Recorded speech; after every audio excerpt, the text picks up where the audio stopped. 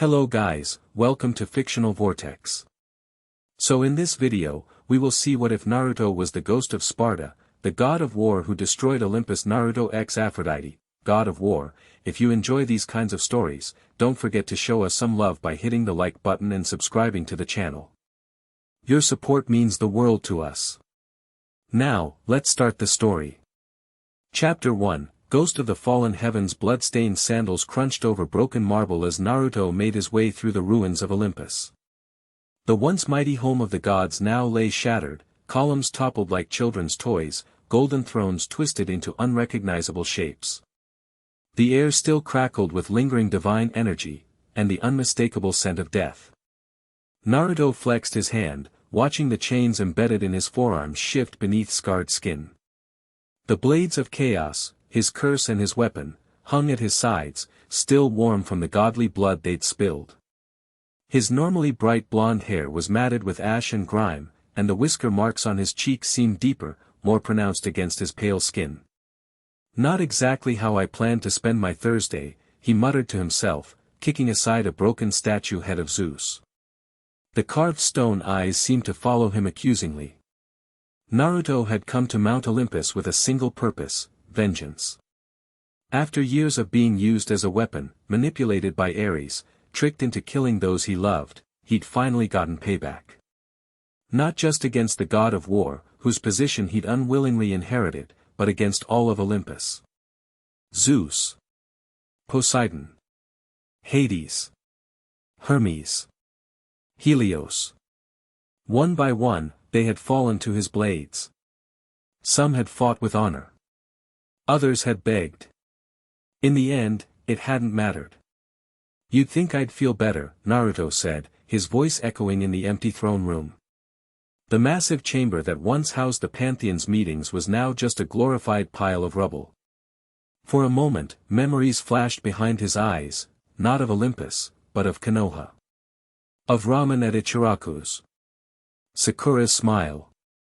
Kakashi's lazy wave. A lifetime ago, before he'd somehow been torn from his world and dropped into this one. Before Sparta. Before the chains. Before the blood.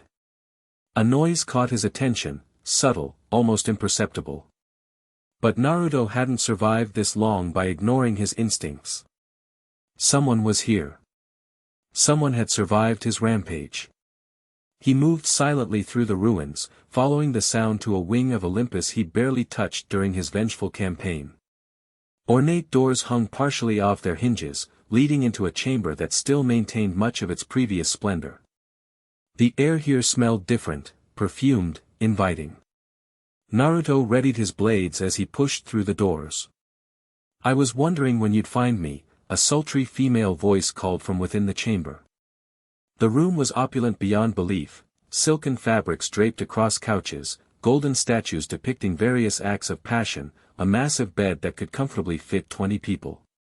And in the center of it all stood a woman of impossible beauty. Aphrodite, goddess of love. "You're still alive," Naruto stated flatly, blades still raised. Aphrodite smiled, a gesture that would bring most men to their knees. "Disappointed? I thought I might be a welcome change from all the fighting and killing." She wore next to nothing, translucent fabric that revealed more than it concealed. Her hair cascaded in perfect waves, changing colors subtly as she moved, blonde to brunette to auburn, as if unable to decide which would most appeal to the viewer. Naruto didn't lower his weapons. "I came to end the gods' control over mortals." "You're a god." "Am I though?" She laughed lightly, moving to a table and pouring ruby-red wine into a golden cup. "I never fought in their wars. Never punished mortals for slights. Never demanded sacrifices or worship." She took a sip, watching him over the rim. "All I've ever done is inspire love, passion, beauty. Is that worth killing me for, ghost of Sparta?" Naruto's jaw tightened at the title. "That's not who I am." "No." Aphrodite raised a perfect eyebrow. "The pale skin. The chains. The path of destruction you've carved through divinity itself. Seems fitting. My name is Naruto Uzumaki. I am, a shinobi of the hidden leaf. And yet here you stand among the ruins of Olympus, covered in the blood of gods. She shrugged one flawless shoulder. We all contain multitudes, I suppose. A sudden rumble shook the chamber, sending debris tumbling from the ceiling. Naruto instinctively jumped forward, pulling Aphrodite away from a falling chunk of marble that would have crushed her. They landed together on one of the couches, his body protectively over hers. For a moment, they froze in that position, blue eyes locked with eyes that shifted colors like a kaleidoscope. My hero, she purred. Naruto quickly pulled away. What was that? That, Aphrodite said more seriously, sitting up and brushing dust from her barely there clothing, is the consequence of slaughtering the pantheon that maintained order in this world. Another rumble, longer this time, accompanied by distant screams that seemed to rise from the mortal lands below. What's happening? Naruto moved to a balcony that overlooked the mortal realm. The view was chaotic, storms where there should be none, the sea violently churning, fissures opening in the earth. In the distance, a mountain erupted, spewing fire into the sky. You killed Poseidon, so the sea's rage unchecked, Aphrodite said, joining him at the balcony. You killed Hades, so the boundaries between life and death weaken. You killed Zeus, so the sky itself revolts. She gave him a pointed look. Actions have consequences, Naruto Uzumaki. I did what had to be done, he replied, but doubt crept into his voice as he watched lightning split the sky in unnatural patterns. And now what? You've had your revenge. The gods who wronged you are dead. Will you leave the world to tear itself apart? Naruto clenched his fists, the chains rattling. This isn't my problem. This isn't my world. It became your world the moment you accepted Ares' power, whether you meant to or not. Aphrodite's voice hardened, showing a spine of steel beneath the seductive exterior. And it's definitely your problem now that you're effectively the last god standing. I'm not a god. The power flowing through you suggests otherwise. She reached out tentatively, fingers hovering near the chains embedded in his arms. The blades of chaos. The mantle of the god of war. You may have killed Ares, but you took his place in the cosmic order. Another tremor, violent enough to send cracks spreading through the marble floor beneath them. Fine, Naruto growled. What do you suggest? I can't exactly resurrect the gods I've killed. Aphrodite's face lit up with sudden inspiration. No, but there are others who might help. Lesser gods and demigods who went into hiding when your rampage began. And the titans are no better than the gods I killed. Perhaps not, but they understand the forces at work better than you or I. She stepped closer to him. I propose an alliance. I know this world, its divine politics, its hidden powers. You have the strength to face whatever comes next. Naruto studied her suspiciously. Why would you help me? I killed your family. Family? Aphrodite laughed bitterly. Zeus and his pantheon were many things to me, but family wasn't one of them. They used me, just as they used you. The difference is, I played their game instead of fighting it. Her multi-hued eyes met his. Until now. Another scream from the mortal world below, this one closer and more desperate. We should start in Athens, she continued. The mortals will be panicking, and there's a temple there where we might contact Hestia. She always stayed out of the conflicts. If she's alive, she'll help.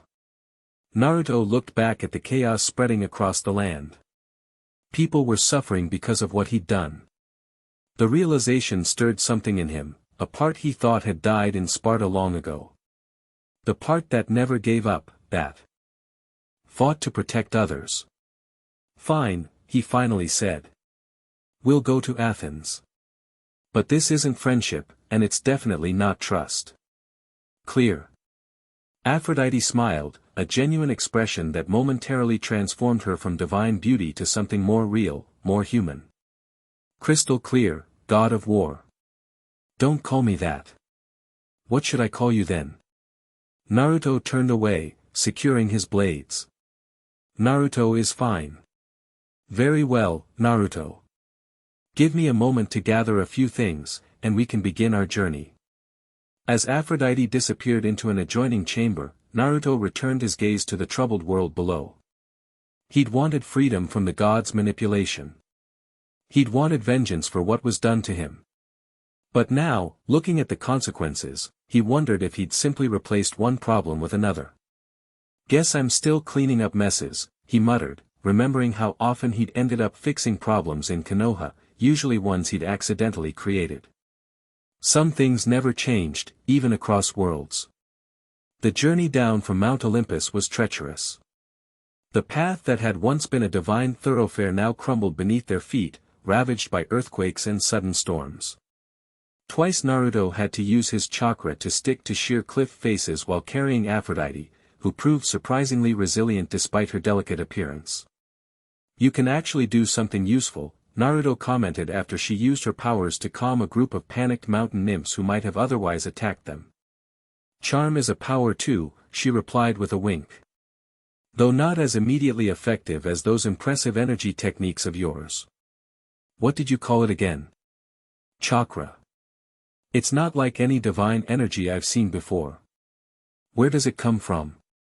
Naruto leapt across a newly formed crevasse, chakra boosting his jump, before reaching back to help her across. Where I'm from, everyone has it, a combination of physical and spiritual energy. Mine's stronger because of special circumstances. The marks on your cheeks, Aphrodite observed as they continued down the path. They're not just decoration, are they? No. His tone made it clear he wasn't elaborating further. They made camp as night fell, finding shelter in a cave halfway down the mountain. Naruto built a fire while Aphrodite transformed her meager pack into an impressive array of provisions: wine, bread, olives, cheese, and even sweet honey cakes. Divine pockets, she explained, seeing his surprised expression. Bigger on the inside. Naruto accepted the food she offered, realizing he hadn't eaten in days. The rage that had fueled his campaign against Olympus had also suppressed basic needs like hunger and sleep. You should rest, Aphrodite said after they'd eaten. I'll keep watch. Naruto snorted. No offense, but I don't exactly trust the goddess of seduction to watch over me while I sleep. Fair enough. Though I'm actually the goddess of love, seduction is just one aspect. She stretched luxuriously. Besides, what would I gain by harming you now? You're my best chance at survival in this new world you've created.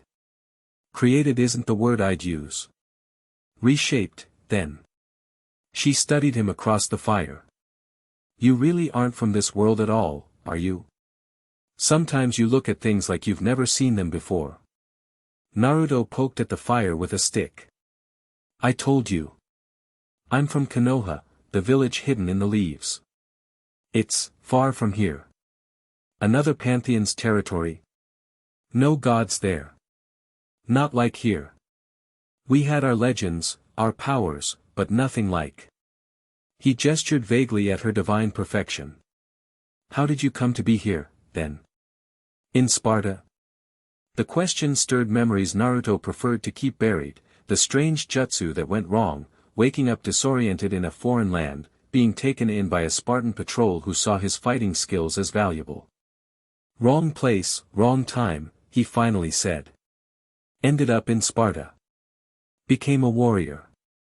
Caught Ares' attention. And the rest is bloody history. Aphrodite nodded. Ares always did have an eye for exceptional warriors he could mold into weapons. I wasn't his weapon, Naruto snapped. I was his pawn. There's a difference. Of course, she soothed. I meant no offense. They fell silent, the only sounds the crackling fire and distant rumbles as the world continued to adjust to its new divine reality. We should reach Athens by midday tomorrow, Aphrodite eventually said. Be prepared, the city may not welcome us with open arms. News travels fast, even without Hermes to carry it. I'm used to cold receptions, Naruto replied, memories of his childhood isolation briefly surfacing. Yes, I imagine the ghost of Sparta rarely receives warm welcomes. She paused, considering him. Though I suspect Naruto Uzumaki might have been different. He didn't respond, but her words hit closer to home than he cared to admit. Athens was chaos. As they approached the city the following day, they could see smoke rising from several quarters. People rushed through the streets in panic, some carrying possessions, others weapons. The absence of divine order was being felt acutely. The temple of Hestia is near the center, Aphrodite said, pulling a cloak tighter around herself. She'd changed into more practical attire for their journey, still beautiful, but less likely to cause a riot in the current climate. Naruto had no such option to disguise himself. His pale skin marked by the blood oath to Ares, the chains of the blades of chaos visible on his forearms, he was unmistakably the ghost of Sparta to anyone who looked closely. They hadn't made it 3 streets into the city when the first recognition came. It's him. The god killer. A merchant dropped his wares, pointing directly at Naruto. The ghost of Sparta walks among us. The reaction was immediate and divided. Half the crowd backed away in terror. The other half surged forward with a mix of rage and worship in their eyes. You've doomed us all, shouted one man, brandishing a farming sickle. Free us from the tyranny of the heavens, called another, falling to his knees. This could get ugly, Naruto muttered, hands moving toward his blades. Wait, Aphrodite placed a restraining hand on his arm. Let me try something first. She stepped forward, letting her hood fall back just enough to release a subtle glow of divine beauty. When she spoke, her voice carried a gentle compulsion. People of Athens, your fear is understood, but misplaced. The god of war has not come to bring destruction to your city, but to restore balance. The crowd stilled, captivated by her presence. The old pantheon abused their power, used mortals as playthings, she continued. Their reign has ended, yes, but a new order will rise, one that serves humanity rather than subjugates it. Murmurs rippled through the gathering, uncertainty replacing outright hostility. Let us pass, and we will speak with those who can help calm the storms and quell the earth's tremors, she finished, her voice honey and silk. The crowd parted reluctantly, though suspicious glares followed them as they proceeded deeper into the city.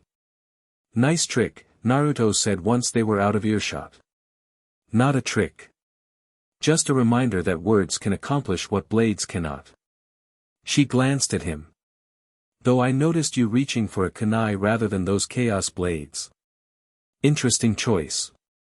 Naruto hadn't even realized he'd instinctively gone for his old shinobi weapons rather than his godly ones. Old habits. The shinobi in you isn't completely gone, then. Good to know. They navigated through increasingly damaged streets. Evidence of the divine disorder was everywhere, trees sprouting in the middle of markets, water flowing uphill, animals speaking in human tongues. The cosmic balance is unraveling faster than I thought, Aphrodite observed as they passed a statue that wept actual tears of marble. Where is this temple? Naruto asked, increasingly uncomfortable with the stares they were attracting. Just ahead. The modest building with the eternal flame, she stopped abruptly. No. No, that's not right. The temple she'd indicated was dark. The eternal flame that had burned for centuries had been extinguished. This isn't good, Aphrodite whispered, genuine fear in her voice for the first time. Hestia's flame never goes out. Never. Naruto approached the temple cautiously. Even from outside, he could sense something was wrong. The entrance was damaged, not from natural decay but from deliberate force. Inside, the scene was worse, sacred implements scattered, altars overturned, and at the center, where the eternal flame should have burned, a blackened pit of cold ash. Someone got here before us, he said, examining marks on the stone floor. Multiple someones. Impossible. No mortal would dare desecrate Hestia's temple. And no god would have reason to. A new voice interrupted them, low and rumbling like distant thunder. Unless that god had every reason to fear what Hestia might tell you, god of war. Naruto spun, blades instantly in hand, to face the newcomer. A man stood in the temple entrance, if man was the right word. He stood nearly 8 feet tall, his skin rippling with barely contained energy, eyes glowing with inner fire. Prometheus, Aphrodite breathed. The goddess of love, keeping company with the god-killer. Prometheus chuckled, the sound like rocks grinding together. How the mighty have fallen. What happened to Hestia? Naruto demanded. The same thing that's happening to all the remaining gods and titans who don't choose sides wisely. Prometheus stepped fully into the temple, his presence making the very air feel heavier. The old order is dead, thanks to your blades. A new power structure is forming. You're taking advantage of the chaos, Aphrodite realized. Gathering power while Olympus lies in ruins.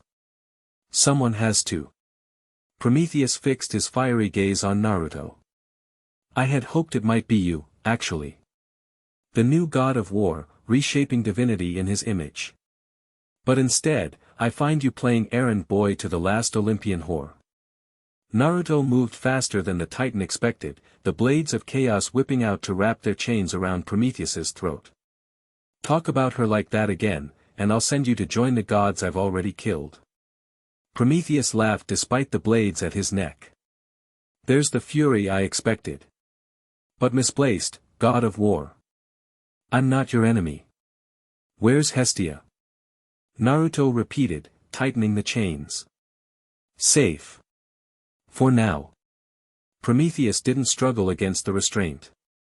She and several others, Artemis, Dionysus, even that fool Pan, are being held as insurance. Against what? Aphrodite demanded. Against the greater threat, of course. The Titan's expression became serious. You think the world is in chaos now? This is nothing.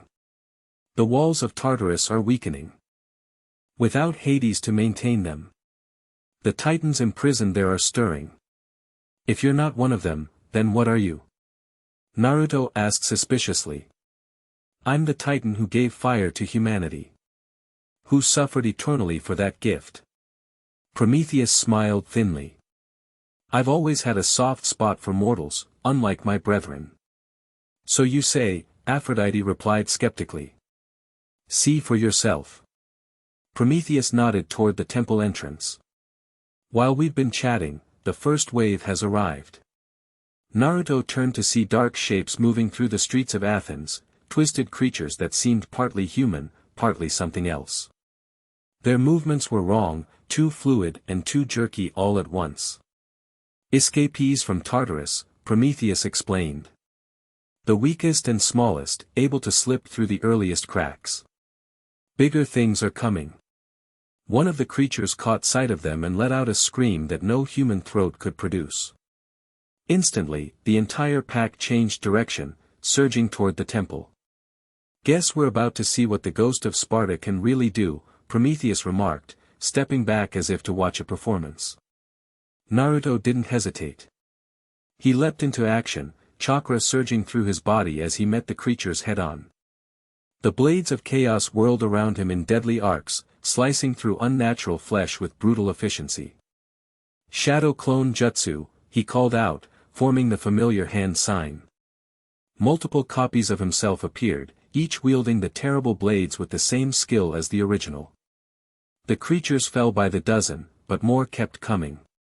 They crawled from sewers, dropped from rooftops, emerged from shadows where no shadows should be. A bit of help here. Naruto shouted to Aphrodite, who still stood in the temple entrance. To his surprise, she stepped forward, her divine glow intensifying. As several creatures lunged for her, she made a graceful gesture, and the monsters froze, suddenly entranced by her beauty. I told you charm is a power too, she called to Naruto, as the mesmerized creatures began fighting each other for the right to approach her. Prometheus merely watched, amusement clear on his face. Between Naruto's blades and clones, and Aphrodite's unexpected crowd control, they managed to clear the immediate area. Wounded creatures fled into the city, while the dead dissolved into black ichor that hissed against the stone. Impressive, Prometheus conceded as Naruto dispatched the last creature with a blade through its skull. Perhaps there is hope for this world yet. Start talking, Naruto demanded, dismissing his shadow clones and returning to the Titan. What's really happening? Where are the other gods being held? And what do you want from us? So many questions, Prometheus sighed. The short version. When you killed Zeus and most of the Olympians, you created a power vacuum. Nature abhors such things. The Titans in Tartarus sensed weakness and began testing their bonds. You still haven't said which side you're on, Aphrodite noted. My own side. As always. Prometheus shrugged his massive shoulders.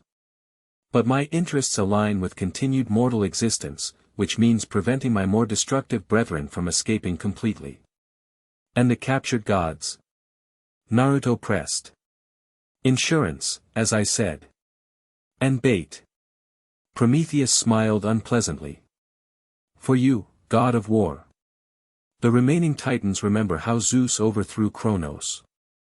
They fear you might unite the surviving gods against them, as Zeus once did with his siblings.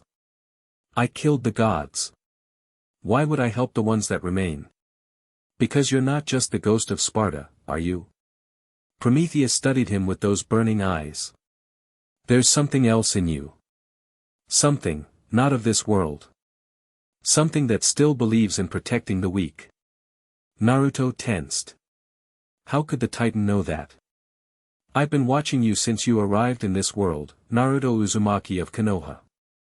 Prometheus's voice dropped lower. Did you think it was coincidence that you appeared near Sparta? That you so quickly rose through their ranks? That Ares noticed you? What are you saying? I'm saying your arrival was no accident. Your path to becoming god of war was designed. By whom and for what purpose? Prometheus spread his hands. That remains the interesting question. Aphrodite stepped closer to Naruto, genuine concern on her face. Is this true? Were you brought here deliberately? Before he could answer, more inhuman screams echoed through the city, closer now, and more numerous. We should continue this discussion elsewhere, Prometheus suggested. The first wave was merely a test. The next will be more substantial. We're not going anywhere with you, Naruto stated flatly. No. Then stay and die. Prometheus turned to leave. Or worse, be captured by my brethren when they break through. Kronos would be particularly interested in the mortal who became a god and killed Zeus. Naruto exchanged a look with Aphrodite, who gave a slight, reluctant nod. Fine, Naruto relented. But the moment I suspect a trap, I'll add Titan Killer to my titles. Prometheus laughed. I would expect nothing less from the god of war. They traveled swiftly through Athens's back streets, avoiding both panicked citizens and the increasing number of creatures from Tartarus. Prometheus led them to the outskirts of the city, toward a cliff overlooking the sea. Where exactly are we going? Naruto asked, his senses alert for any sign of betrayal. To the only place in the mortal realm where we can safely plan our next move, Prometheus replied. The Forge of Hephaestus. Hephaestus is dead, Aphrodite said quietly. Naruto killed him. Naruto shot her a look. There was genuine grief in her voice, unexpected, given what he knew of their relationship. Hephaestus had been her husband, but by all accounts, it had been an arrangement she despised. The god may be dead, but his forge remains, Prometheus continued. And it contains tools and weapons that might help us against what's coming. They reached the cliff edge, where Prometheus stopped before what appeared to be a solid rock face. He pressed his palm against the stone, which began to glow with heat under his touch. Slowly, the rock face melted away, revealing a hidden tunnel leading down into darkness. The back entrance, he explained. Hephaestus created it for quick escapes when Zeus came calling. The passage was narrow, forcing them to walk single file, with Prometheus leading and Naruto bringing up the rear, keeping Aphrodite between them. After several minutes of descent, the tunnel opened into a massive cavern that took Naruto's breath away. The forge of Hephaestus was a marvel of divine craftsmanship. Massive furnaces lined the walls, still burning with unearthly fire despite their master's death. Strange mechanical creatures, part bronze, part living metal, moved about performing maintenance tasks. Weapons and armor of incredible quality hung on racks or lay partially completed on enormous workbenches. Hephaestus never let me see this place, Aphrodite murmured, wonder in her voice. He wouldn't, would he? Prometheus remarked. Given how you spoke of his disfigurement to the other gods. Aphrodite flinched at the barb but didn't deny it. Naruto was about to intervene when movement caught his eye. From behind one of the larger anvils emerged a figure, a woman dressed in simple hunting garb, a silver bow slung across her back. Artemis, Aphrodite breathed. You're alive. The goddess of the hunt regarded them coldly. No thanks to your companion. More figures emerged from different areas of the forge, gods and goddesses Naruto recognized from his campaign against Olympus. Dionysus, bleary-eyed but alert. Demeter, her presence making even the stone floor sprout tiny plants. Nike, winged and watchful. Pan, nervously shifting from hoof to hoof. And finally, a modestly dressed woman with eyes that contained the comfort of home, Hestia. The survivors, Prometheus announced unnecessarily. Those who were wise enough to hide when the ghost of Sparta began his rampage. Or those who weren't worth killing. Dionysus slurred, taking a swig from an ever-present wineskin. We weren't captured, Artemis told Aphrodite, ignoring Naruto completely. Prometheus warned us before the Titan's forces could find us. And you all just trusted him? Naruto asked skeptically. When the choice is between a Titan who has historically helped humanity and the god who just slaughtered most of our pantheon? Artemis finally looked at him, silver eyes cold as moonlight. Yes. We trusted him. Enough, Hestia stepped forward, her presence somehow calming the tension in the room. What's done is done. Olympus has fallen. Now we must decide what comes next. The Titans are breaking free, Prometheus explained to the group. Without Hades to maintain Tartarus, and without Zeus's lightning to reinforce the seals, it's only a matter of time before Kronos himself walks the earth again. And if that happens? Demeter shuddered. The age of mortals ends, Hestia finished. Kronos and his siblings view humanity as an abomination, Zeus's pets that should never have been created. So what's the plan? Naruto asked. You've gathered the surviving gods, brought us here, for what? To give the new god of war a choice, Prometheus said simply. Join us in stopping Kronos and the other Titans. Help us establish a new divine order, one that serves the mortal world rather than rules it tyrannically. Or. Naruto prompted. Or watch everything burn. Prometheus's eyes flared. Including your precious Konoha, in whatever distant realm it exists. The threat struck Naruto like a physical blow. What do you know about Konoha?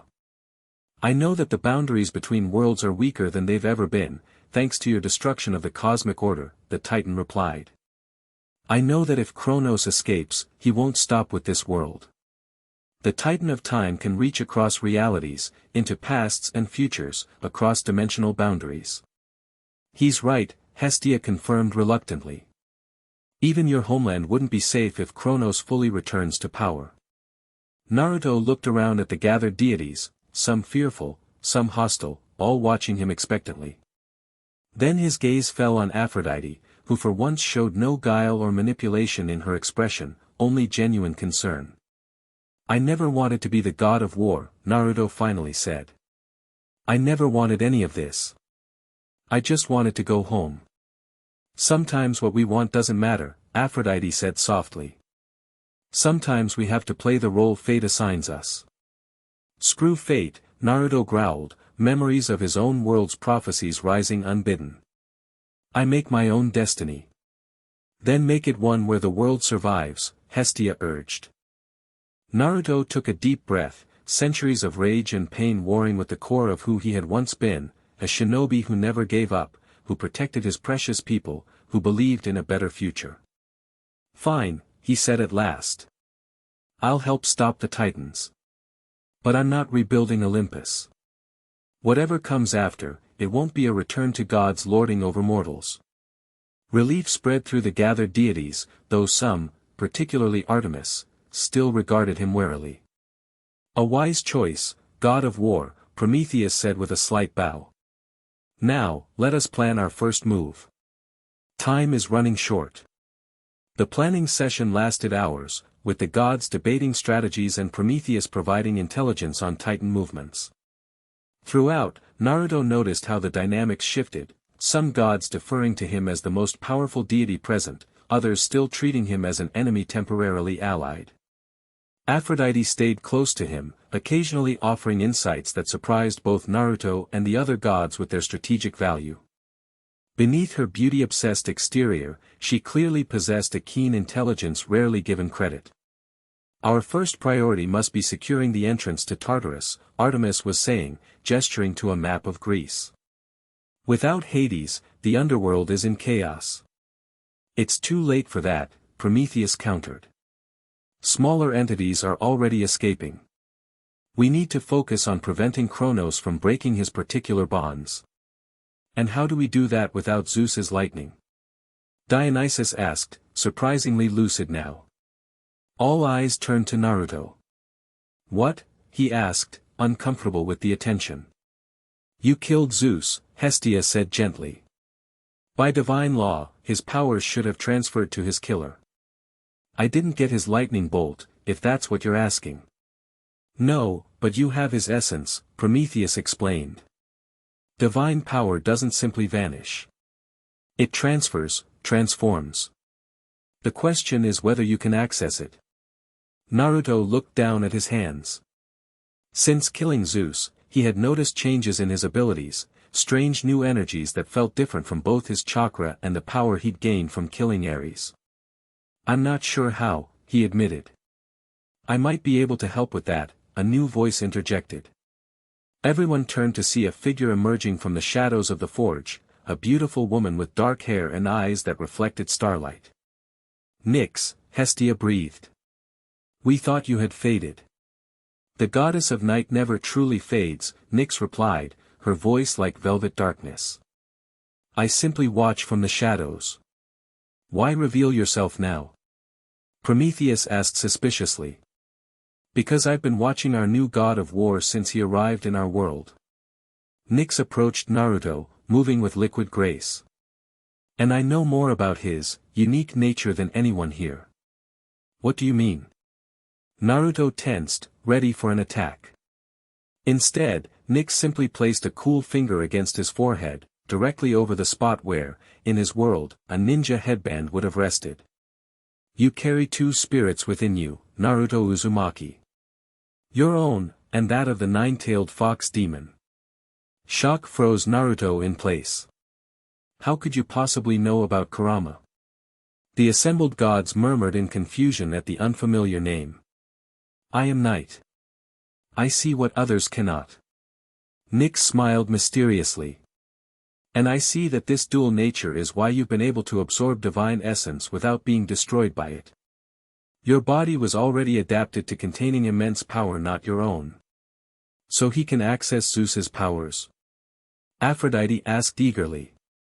With training, yes. Nyx circled Naruto, studying him. But there's more. The fox spirit, Kurama, you called it, has been changed by this world too. Divine essence has seeped into your seal, transforming both container and contained. Naruto suddenly understood the strange sensations he'd been feeling, the changes in his chakra, the new abilities that had appeared after each god he killed. It wasn't just that he was absorbing their powers, Kurama was too. Can you help me control it? He asked Nyx. I can show you the path. The rest depends on your will. She turned to address the group. But it will take time, time we may not have. Then we need to buy time, Artemis declared. A team should go to the gates of Tartarus, delay the Titans while Naruto masters these new powers. I'll go, Aphrodite volunteered, surprising everyone. You. Artemis scoffed. What will you do, seduce the Titans into submission? If necessary, Aphrodite replied coolly. But I was thinking my ability to cloud minds and inspire madness might be useful against creatures emerging from the pit. She's right, Prometheus intervened. Each of you has powers that could be valuable in this fight. They quickly divided into teams. Artemis, Dionysus, and Nike would go to Tartarus with Prometheus to slow the Titans' emergence. Hestia, Demeter, and Pan would spread across Greece, mitigating damage to the mortal world and gathering allies. Nyx would remain with Naruto at the forge, helping him unlock Zeus's power. What about me? Aphrodite asked. You stay with the god of war, Prometheus decided. Your connection with him may prove useful in stabilizing his new abilities. The innuendo was clear, causing Aphrodite to roll her eyes. Still reducing me to my domain, I see. Use whatever tools we have, Artemis said pragmatically. If your presence helps him focus, so be it.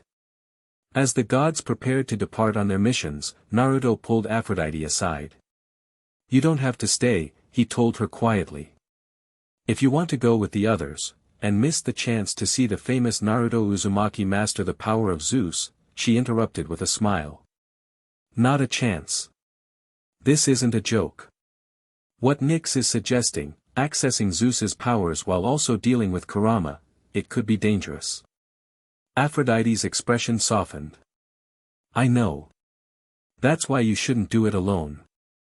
She placed a hand on his arm, where the chains merged with his flesh. Besides, I've survived this long by knowing where the true power lies. Right now, that's with you. At least you're honest about your self-interest. Would you prefer I lie? She tilted her head. Claim I'm staying out of some newfound altruism. Before Naruto could answer, Nyx approached them. It's time, the night goddess said. The others are leaving, and we should begin immediately. With final preparations made and farewells exchanged, some heartfelt, others merely pragmatic, the forge emptied until only Naruto, Aphrodite, and Nyx remained among the still working automaton smiths. So, Naruto said, turning to Nyx. How exactly do we unlock Zeus's power? Nyx's smile was both beautiful and terrible. We begin by speaking with your fox.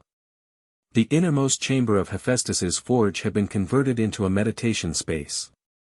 Strange metals formed intricate patterns on the floor and walls, glowing faintly with their own inner light. Hephaestus created this chamber to commune with the elemental forces he worked with, Nyx explained as she guided Naruto to sit at the center of the pattern. It will help us reach inside you, to the place where your consciousness meets the fox's. Aphrodite settled against one wall, watching curiously as Nyx arranged herself opposite Naruto. Close your eyes, the night goddess instructed. Find the space within where you and your demon meet. Naruto complied, his breathing slowing as he searched for the familiar mental pathway to Kurama. It had been easier in his world, the connection clearer, more established. Here, it felt strangely altered, as if the passageway had been redesigned. When he finally opened his eyes within his mindscape, he was shocked by what he found. Instead of the familiar sewer-like chamber with its massive gate, he stood in an enormous Greek temple. Columns of marble and gold stretched upward to a ceiling that showed the night sky, stars moving in patterns too complex to follow. And at the center, lounging on what appeared to be a throne made of fused weapons, was Kurama, but changed. The nine-tailed fox still had his distinctive orange fur and 9 massive tails, but now those tails ended in what looked like divine fire. His eyes glowed with power, and patterns like constellations shifted across his fur. Took you long enough to visit, Kit, Kurama rumbled, his voice somehow both familiar and more resonant. What happened to you? Naruto asked, approaching cautiously. What happened to both of us? Kurama stretched, divine fire flickering along his form. This world's powers. They're different from chakra. More primal. Less structured. And every time you killed a god, you absorbed some of their essence too, Naruto realized. We both did. The fox grinned, showing teeth that seemed to contain galaxies. I have to say, I'm enjoying the upgrade. Though the accommodations have become crowded. For the first time, Naruto noticed shadowy forms moving behind Kurama's throne, vague impressions of the gods he had killed, their essences somehow preserved within the seal that contained Kurama. How is this possible? Because your seal was designed to contain and transform energy, a new voice said. Naruto turned to see Nyx standing beside him in the mindscape, her form even more ethereal here, less a woman and more a piece of living night. The fourth Hokage was a genius beyond his world's understanding, she continued. The seal he created doesn't just imprison the fox, it filters and transforms its chakra for your use. And now it's doing the same with divine essence, Kurama added. Every god you killed, their power flows through me, through the seal, to you. So Zeus's power is in here somewhere. Naruto looked at the shadowy forms. Not somewhere. Everywhere. Nyx gestured at the entire temple. The essence of Zeus is the mightiest of all you've absorbed. It's fighting the hardest against assimilation. As if in response to her words, thunder rumbled through the mindscape, and lightning briefly illuminated the shadows, revealing the unmistakable silhouette of the King of Gods, still struggling against his fate. How do I control it? Naruto asked. The same way you learned to use my chakra, Kurama replied. With will, with purpose, and with need. The difference, Nyx cautioned, is that Zeus's power is sentient in a way chakra is not. It will resist you, try to overwhelm your identity. Which is why you need me, the fox declared with a fanged smile. I'll keep Zeus's consciousness suppressed while you tap his power. You'd help me? Naruto asked, surprised. Don't sound so shocked. We're partners, aren't we? Kurama's expression turned serious. Besides, I've grown used to you as my host. I'd rather not have Zeus take over. Naruto nodded, feeling an unexpected surge of gratitude toward the fox. Despite everything, their bond had remained. So what do I do? He asked Nyx. Reach for the storm, she instructed. Feel the lightning that now flows in your veins. But be cautious, too much too quickly could destroy your physical form. Naruto closed his eyes within the mindscape, focusing on the sensation of power that had been building since Zeus's death. It felt different from chakra, wilder, more primal, less bound by rules or structure. Lightning suddenly arced from his body, striking the columns around them. Thunder shook the mental temple. Easy, Kit, Kurama cautioned. You're getting there, but control is key. I'm trying, Naruto gritted out, struggling to contain the raw energy coursing through him. Focus on shaping it, not suppressing it, Nyx advised. Divine power responds to will and imagination more than rigid technique. Naruto thought of lightning, not as an attack or weapon, but as an extension of himself. Like chakra flowing through pathways, but faster, brighter, wilder. The lightning responded, gathering around his hands, dancing between his fingers. Good, Nyx approved. Now, bring that awareness back to your physical body. Slowly.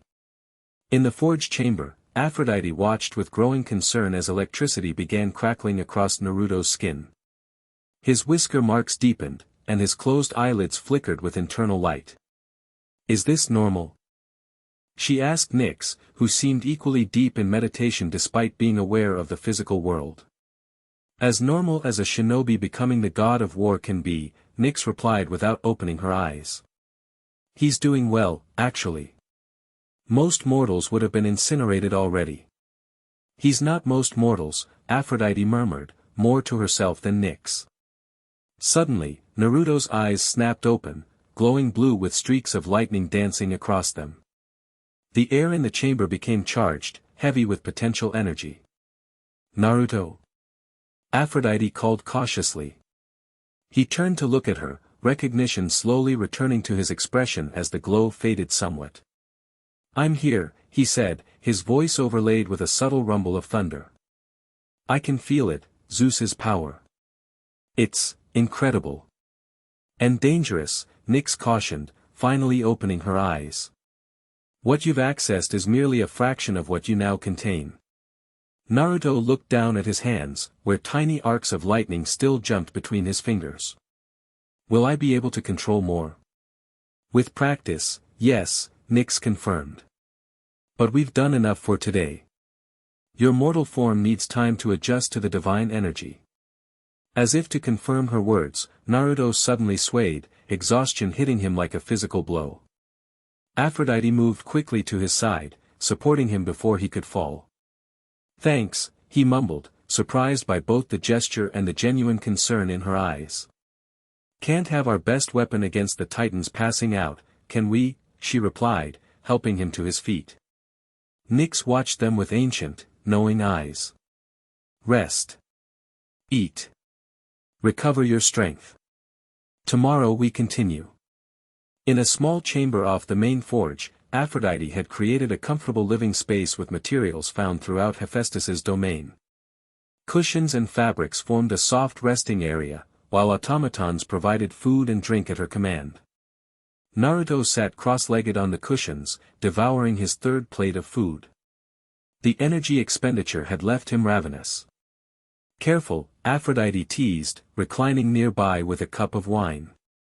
"You'll put Dionysus's appetite to shame." "Can't help it," he replied between bites. "Haven't been this hungry since." He paused, a memory surfacing.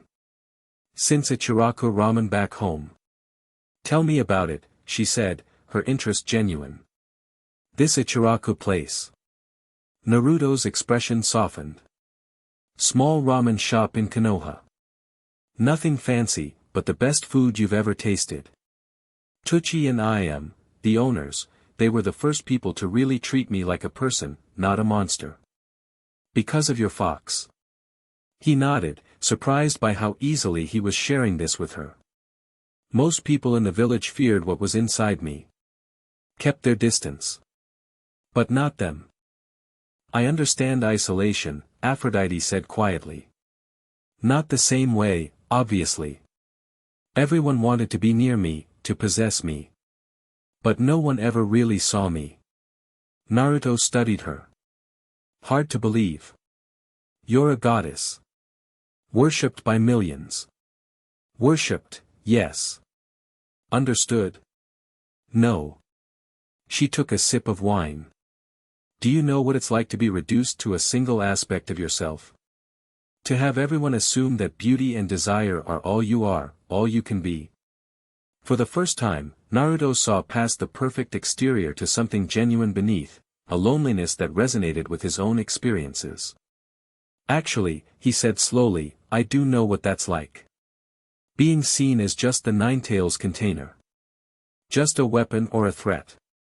Their eyes met in a moment of unexpected understanding. "Look at us," Aphrodite laughed softly. "The god of war and the goddess of love, bonding over being misunderstood. The poets would have a field day."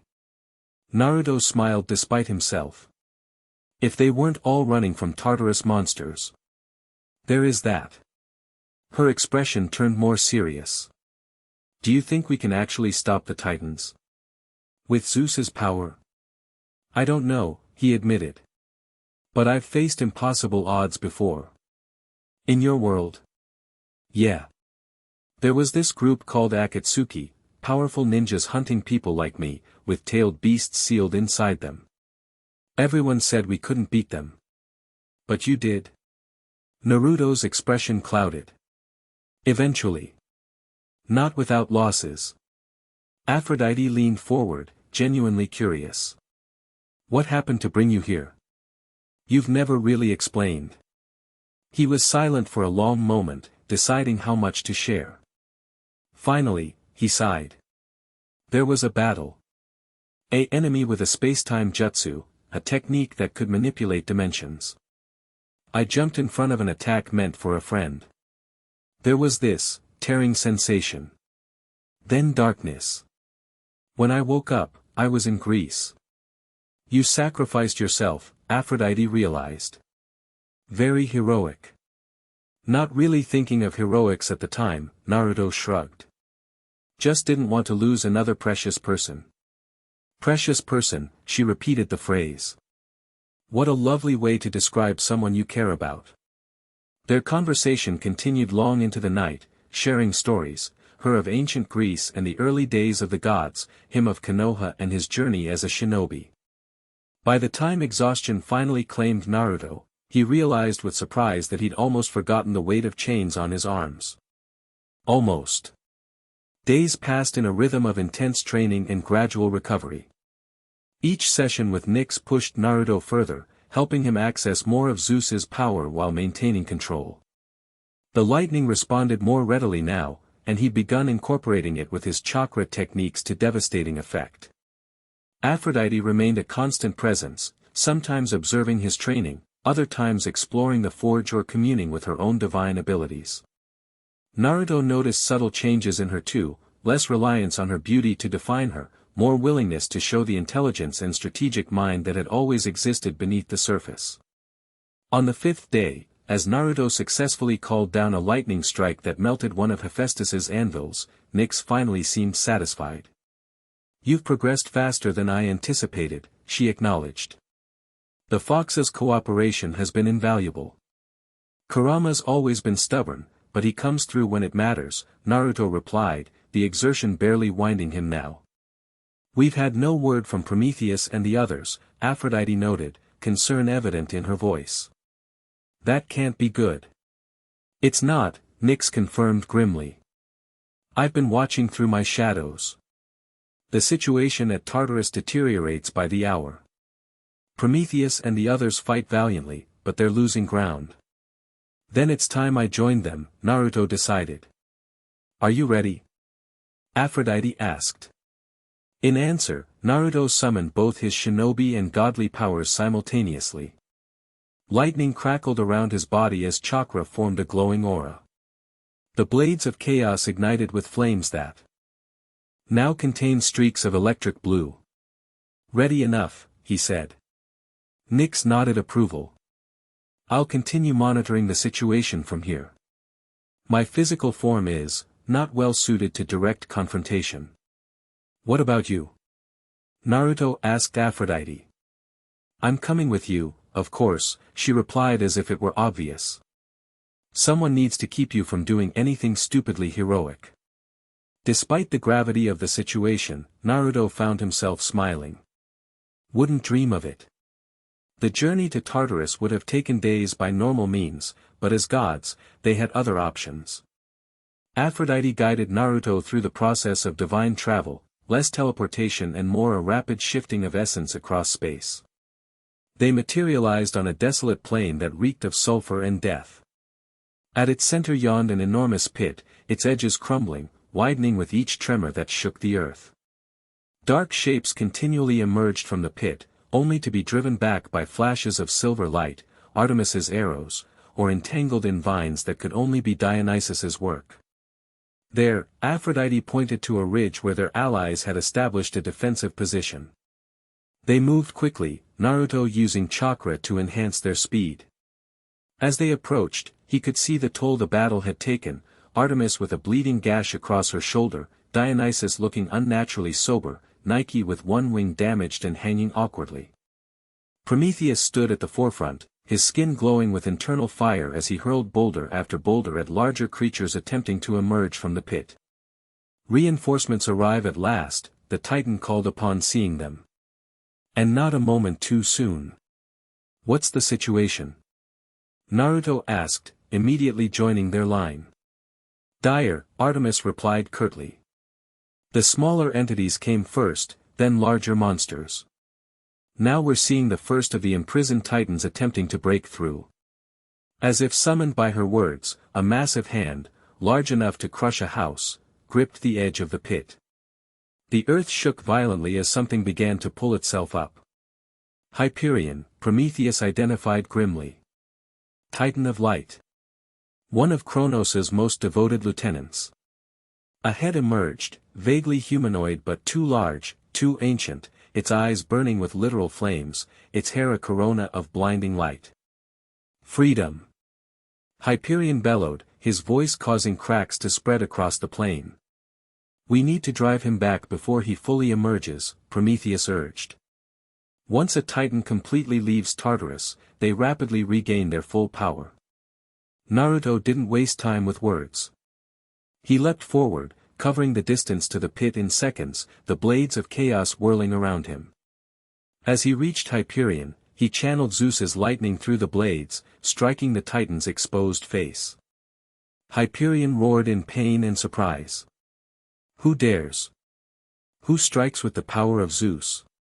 His successor, Naruto replied, landing on the Titan's massive forearm and running up toward his face. The new god of war. Impossible. A mortal cannot wield such power. Naruto jumped, meeting the Titan's burning gaze directly. I'm full of surprises. He formed a familiar hand sign. Multi-shadow clone jutsu. Suddenly, dozens of Narutos appeared in the air around Hyperion's head, each armed with the blades of chaos, each channeling lightning chakra. The attack was devastating, a coordinated assault from every angle, blades slicing into divine flesh while lightning disrupted the Titan's essence. Hyperion thrashed, trying to swat the clones away, but for every one he destroyed, Naruto created two more. From the ridge, Aphrodite and the others watched in amazement. By the fates, Nike breathed. I've never seen a fighting style like this. He combines the divine with something entirely different, Artemis observed, respect reluctantly entering her voice. Something from his world. Now do you understand why I sought him out? Prometheus asked. Why we need him? On the battlefield, Hyperion was struggling. Half emerged from Tartarus, unable to bring his full strength to bear, he found himself overwhelmed by Naruto's relentless assault.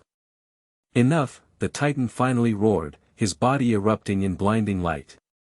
The explosion destroyed all of Naruto's remaining clones and sent the original flying backward.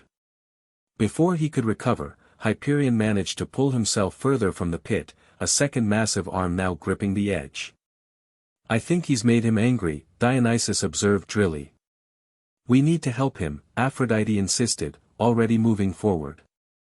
Artemis knocked 3 arrows simultaneously. For once, we agree. The gods joined the battle, each bringing their unique powers to bear. Artemis's silver arrows struck with unerring accuracy, targeting Hyperion's burning eyes. Dionysus caused vines to erupt from the earth, entangling the Titan's limbs. Nike enhanced their speed and combat prowess with her blessing of victory. Even Aphrodite contributed, her influence causing momentary confusion in the Titan's mind, flashes of desire and longing that disrupted his concentration. Naruto recovered quickly from being thrown, landing in a crouch. Seeing the gods joining the fight, he felt a strange sense of camaraderie, so different from his earlier rage against Olympus. Need a little extra power, Kit? Kurama's voice echoed in his mind. Definitely, Naruto replied internally. Let's show this oversized nightlight what we can do together. He felt Kurama's chakra surge through his system, mixing with his own and with the divine power he'd been learning to control. His appearance changed, eyes turning red with slitted pupils, whisker marks deepening, a glowing aura forming around him that combined Kurama's chakra with Zeus's lightning. When he rejoined the battle, the change was obvious.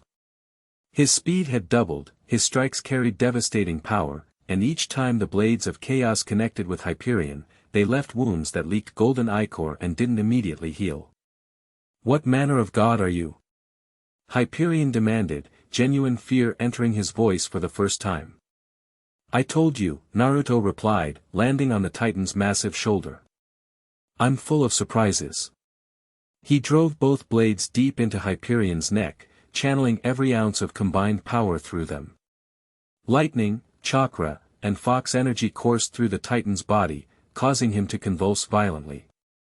With a final, earth-shaking roar, Hyperion began to fall backward, not dead, but defeated, tumbling back into the depths of Tartarus. Naruto leapt clear, landing back on solid ground as the pit's edge crumbled further from the Titan's descent. The gathered gods stared at him with varying expressions of awe and wariness. "That," Dionysus declared, breaking the silence, "deserves a drink." Later, Prometheus cautioned, moving to examine the pit. Hyperion was just the first. Kronos will have felt his defeat. "So what's next?" Naruto asked, the glowing aura gradually fading as he reined in his combined powers. "Next, we close this breach," Prometheus replied. "Permanently." "How?" "You said yourself that without Zeus's lightning and Hades's control over the underworld, we have Zeus's lightning," Prometheus cut him off, looking pointedly at Naruto. "And we have something that might serve in place of Hades's power." He reached into a pouch at his waist and withdrew a small object that glowed with malevolent energy, a black crystal that seemed to absorb the light around it. "What is that?" Aphrodite asked, instinctively stepping back. "A fragment of Hades's helm of invisibility," Prometheus explained. "I liberated it from Olympus after its fall." "You stole it," Artemis translated flatly. "I preserved it for exactly this purpose," the Titan corrected. "With this and Zeus's lightning, channeled by our new god of war, we might be able to reseal Tartarus." "Might?" Nike questioned. "No guarantees when working with power of this magnitude," Prometheus admitted. "But it's our best option." Naruto studied the black crystal warily. "What exactly would I have to do?" "Channel Zeus's lightning through the fragment while focusing on sealing the breach. The helmet fragment contains enough of Hades's essence to temporarily restore the barriers between worlds." "And the risks?" Aphrodite asked before Naruto could. Prometheus hesitated. "Substantial. Combining Zeus and Hades's powers has never been attempted. The energies could prove incompatible. Meaning it could kill me," Naruto translated. "Or worse," the Titan acknowledged. "Divine energies rarely grant the mercy of simple death." "There must be another way," Aphrodite insisted, surprising herself with the vehemence of her concern. "If you have one, I'm all ears," Prometheus replied. "But every moment we debate, more entities escape. And somewhere in the depths, Kronos stirs." Naruto looked at the pit, at the chaos it represented, then back at Aphrodite and the other gods. He thought of his oath to protect, an oath that had followed him from Konoha to Sparta to godhood itself. "I'll do it," he decided. "But I'm doing it my way." "Your way?" Prometheus asked.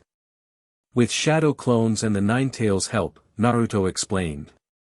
"If one person channeling these powers is dangerous, then I'll be multiple people." Understanding dawned on the Titan's face. "Distributing the strain across several forms, ingenious." "It's still risky," Artemis cautioned. "When has that ever stopped me?" Naruto replied with a hint of his old grin. To Prometheus, he said, "Give me the fragment. I'll need a few minutes to prepare." As the others stepped back to give him space, Aphrodite lingered. "Be careful," she said softly. "I've just started to like you. It would be inconvenient if you destroyed yourself now." The attempt at flippancy didn't hide the genuine concern in her eyes. Naruto found himself reaching out to touch her cheek briefly. "I'll be back. Promise." With that, he moved to the edge of the pit, the black crystal clutched in one hand. He could feel its dark energy pulsing against his palm, strangely cold compared to the lightning warmth of Zeus's power. "This is going to be rough," Kurama warned inside his mind. "Hades' energy feels hungry." "Then we'll just have to be stronger than its appetite," Naruto replied, forming the hand sign for his signature technique. Shadow Clone Jutsu. 5 perfect copies appeared around him, each taking position at different points around the pit's edge. The original Naruto closed his eyes, focusing on establishing a perfect chakra link between himself and the clones, a modified version of the technique he developed during his sage training. "Ready?" he called to his duplicates. They nodded in unison. Naruto held the crystal high. Now. Lightning erupted from his body, arcing to each clone, creating a pentagon of crackling energy around the pit. Through their shared consciousness, the clones began channeling both Zeus's divine power and Kurama's chakra, focusing it through the crystal fragment. The effect was immediate and dramatic. The black crystal expanded, its energy spreading outward like dark tentacles that plunged into the pit. Where they touched the edges, the crumbling stopped. The tremors subsided. The stream of escaping entities slowed, then halted. But the cost was terrible. Pain unlike anything Naruto had experienced ripped through his body and the bodies of his clones. It felt as if his very essence was being torn in multiple directions, Zeus's lightning pulling upward toward the sky, Hades' darkness dragging downward toward the underworld, Kurama's chakra fighting to maintain their integrity through it all. Blood began trickling from his eyes, ears, nose. He can't sustain this. Artemis shouted from the ridge, already knocking an arrow as if she could somehow help. He must. Prometheus countered. It's working. Indeed, the breach was visibly shrinking, the pit's diameter reducing as the energies forced it closed. But Naruto and his clones were paying the price, their forms beginning to flicker as the opposing divine forces tore at them. Hang on, Kit, Kurama's voice urged, now strained even in Naruto's mind. Just a little longer. One by one, the clones began to dispel, unable to withstand the pressure. Each disappearance transferred more of the burden to the remaining copies and the original, increasing the agony exponentially. When only Naruto himself remained, his body lifted into the air, suspended at the center of a maelstrom of black lightning. His skin began to crack, golden ichor mixing with human blood as it seeped from the fissures. Enough! Aphrodite cried, starting forward only to be restrained by Prometheus. He's nearly done it, the Titan insisted. Interfere now and all is lost. With a final, explosive surge of power, Naruto channeled everything he had, every ounce of chakra, every spark of Zeus's lightning, every thread of connection to Kurama, through the crystal and into the breach. The pit sealed with a thunderous boom that knocked everyone off their feet. A shockwave rippled outward across the plain, followed by absolute silence. Where Naruto had been hovering, there was now nothing but empty air. No, Aphrodite whispered, breaking free of Prometheus's grip and rushing forward. No, no, no. The others followed more cautiously, approaching the spot where the pit had been. Now there was only solid earth, as if Tartarus had never broken through at all. He did it, Dionysus said quietly. Sealed it completely. At what cost? Aphrodite demanded, scanning the area desperately for any sign of Naruto. A weak cough answered her. 50 feet away, in a small impact crater, lay a battered figure. His skin was no longer the stark white of the ghost of Sparta, but a more natural tan. The chains of the blades of chaos still embedded in his forearms, but they no longer glowed with hellfire. Naruto. Aphrodite was at his side instantly, cradling his head. His eyes fluttered open, blue as a summer sky, no trace of godly lightning or demonic red. Did it work? He rasped. Yes, she assured him, tears threatening despite herself. You sealed Tartarus. Good. He managed a weak smile. Told you I'd be back. Barely, she scolded, though there was no heat in it. You look terrible. Still better looking than Prometheus, he joked weakly. The Titan himself approached, kneeling beside them. Extraordinary.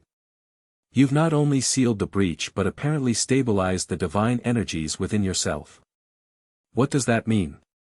Artemis asked, joining them. Prometheus studied Naruto with evident fascination.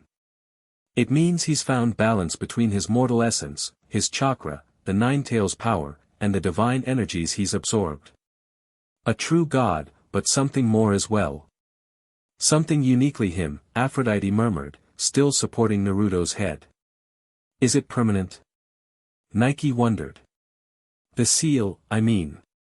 Nothing is truly. permanent, Prometheus replied. But it should hold for centuries, at least. Long enough for this world to find a new equilibrium after the fall of Olympus. Naruto tried to sit up, grimacing with the effort. Aphrodite helped steady him. So what now? He asked. Kronos is still down there. Eventually, he'll find a way out. Perhaps, Prometheus conceded. But thanks to you, we have time to prepare. To build a world better able to resist when that day comes. And in the meantime? Aphrodite asked. The Titan looked across the assembled gods, the remnants of Olympus united with the god-killer who had destroyed it. In the meantime, we heal this broken land. We guide mortals toward independence rather than blind worship. We become the gods they need, not the gods who need them. It was a vision that resonated with Naruto, reminiscent of his own world's will of fire, the philosophy of protection and service that had guided Konoha's best leaders. I can work with that, he said, finally managing to stand with Aphrodite's assistance. As they prepared to leave the battlefield, Naruto cast one last look at the place where Tartarus had nearly broken through. The seal would hold, he was certain of that. But Prometheus was right, nothing lasted forever. When the time came, though, he would be ready. The ghost of Sparta. The god of war. Naruto Uzumaki of the hidden leaf. All of those identities, finally in balance. Chapter 2, Divine Fragments. The sun rose over a Greece that barely resembled the proud land it had been just weeks before. Rivers changed course daily, mountains shifted positions, and strange weather patterns swept across the countryside without warning. In some regions, eternal night had fallen. In others, perpetual dawn painted everything in shades of gold and pink. Naruto stood at the edge of a cliff overlooking a valley where an entire forest had sprung up overnight, trees growing to full size in hours rather than decades. Beside him, Aphrodite gazed at the transformed landscape with a mixture of wonder and concern. Demeter's domain is going wild without her influence, she explained, gesturing to the unnatural forest. Nature doesn't know how to behave anymore. At least the trees aren't trying to kill people, Naruto replied, adjusting the blades of chaos on his back. The weapons had changed since the battle at Tartarus, the chain still embedded in his forearms, but the blades themselves now occasionally crackled with blue lightning alongside their usual fire. It had been 3 days since they'd sealed the breach. 3 days of recovery for Naruto, whose body was still adapting to the strange balance of powers within him. His skin had returned to its natural tan instead of the ghost of Sparta's ashen white, but the scars remained, physical reminders of his journey from shinobi to god. Where to next? He asked, turning to Aphrodite. After the battle, the surviving gods had split up again. Artemis and Nike had gone to rally whatever divine allies might still be in hiding. Dionysus headed to the mortal settlements to calm the panicking humans. Prometheus had disappeared on some mysterious errand of his own, promising to rendezvous with them later. Delphi, Aphrodite replied. The Oracle's temple. If any place might have insights about Kronos' plans, it's there. Naruto nodded. During his campaign against the gods, he deliberately avoided Delphi. Even in his rage, something had warned him against confronting the mysterious oracle who spoke with the voice of fate itself. How far? 3 days on foot. Less if we travel as gods. Aphrodite gave him a sidelong glance. Have you mastered that ability yet? Naruto grimaced. Divine travel, the ability to transform into pure essence and rematerialize elsewhere, was still difficult for him. His chakra-based techniques like body flicker were instantaneous but limited in range. True divine travel was something else entirely. Still working on it, he admitted. Then we walk, she said, somehow making even practical hiking clothes look elegant. Besides, it gives us time to strategize. And for you to keep practicing with your new abilities. As they began their journey down the mountainside, Naruto found himself studying Aphrodite with new interest. The goddess had surprised him repeatedly since their first meeting in her chambers on Olympus. Behind the perfect beauty and seductive manner was a mind that had survived centuries of divine politics. "Why did you really volunteer to come with me?" he asked suddenly. Aphrodite's step faltered slightly, but she recovered quickly. "Aside from the obvious benefit of staying close to the most powerful god in Greece." "Yeah. Aside from that." She was quiet for a moment as they picked their way down a rocky section of trail. When she finally answered, her voice lacked its usual playful edge. "Because you're the first person, god, mortal, or otherwise, who's seen me fail and didn't immediately dismiss me as worthless." Naruto frowned. "What do you mean?" "Beauty and desire, that's my domain. My only value to the pantheon." Her tone was matter-of-fact, not self-pitying. "When that charm failed to work on you in Olympus, by all the rules I've lived by for millennia, you should have killed me or abandoned me. Instead, you listened." "Doesn't seem like a high bar," Naruto said, offering her a hand down a particularly steep section. "You'd be surprised." She took his hand, her touch lingering slightly longer than necessary. "Gods are creatures of domain and purpose. We rarely look beyond our assigned roles." They reached the bottom of the slope and continued along a path that wound through the unnaturally rapid forest. Trees creaked and groaned around them, still growing despite having no business doing so. "What about you?" Aphrodite asked after they'd walked in comfortable silence for a while. "You've never really explained why you didn't kill me when you had the chance." "I was just another Olympian." Naruto considered the question seriously. "At first, I told myself it was because you hadn't directly wronged me like the others. But honestly, I think I was just tired of killing." He looked down at his hands, remembering the blood, divine and mortal, that had covered them during his rampage. "The ghost of Sparta was born from rage and manipulation," he continued. "But before that, I was someone who wanted to protect people, not destroy them." "Your shinobi way," she said, recalling their earlier conversations. "Yeah. The will of fire, protecting the next generation, believing in people's capacity to change." He smiled ruefully. "Somewhere along the way, I lost sight of that." "Ares had that effect on people," Aphrodite said darkly. "It was his specialty, finding good warriors and twisting their ideals until they became weapons." Their conversation paused as they came upon a village, or what remained of one. Houses stood abandoned, possessions scattered as if the inhabitants had fled in a hurry. The only movement came from a pack of wolves that had taken up residence in the village center. The animals watched them warily but didn't attack, somehow sensing the divine nature of the travelers. "Another settlement emptied by fear," Aphrodite sighed. "They either flee to the larger cities for protection or join one of the new cults that have sprung up." "New cults?" "In the absence of Olympus, mortals find other things to worship. Some pray to you now, the god-killer, the new god of war." She glanced at him. "Others worship darker things, the chaos itself, or entities they believe control the disasters. They're looking for certainty in an uncertain world," Naruto mused, thinking of how people in his own world sometimes turn to extremism during times of strife. They passed through the village quickly. By unspoken agreement, neither wanted to linger in the empty homes with their silent testament to how thoroughly Naruto's vengeance had disrupted the world. As the day wore on, they made good progress across the changed landscape of Greece.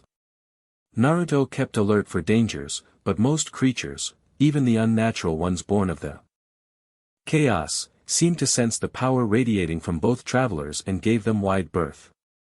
By evening, they'd reached the banks of a river that glowed faintly in the gathering darkness.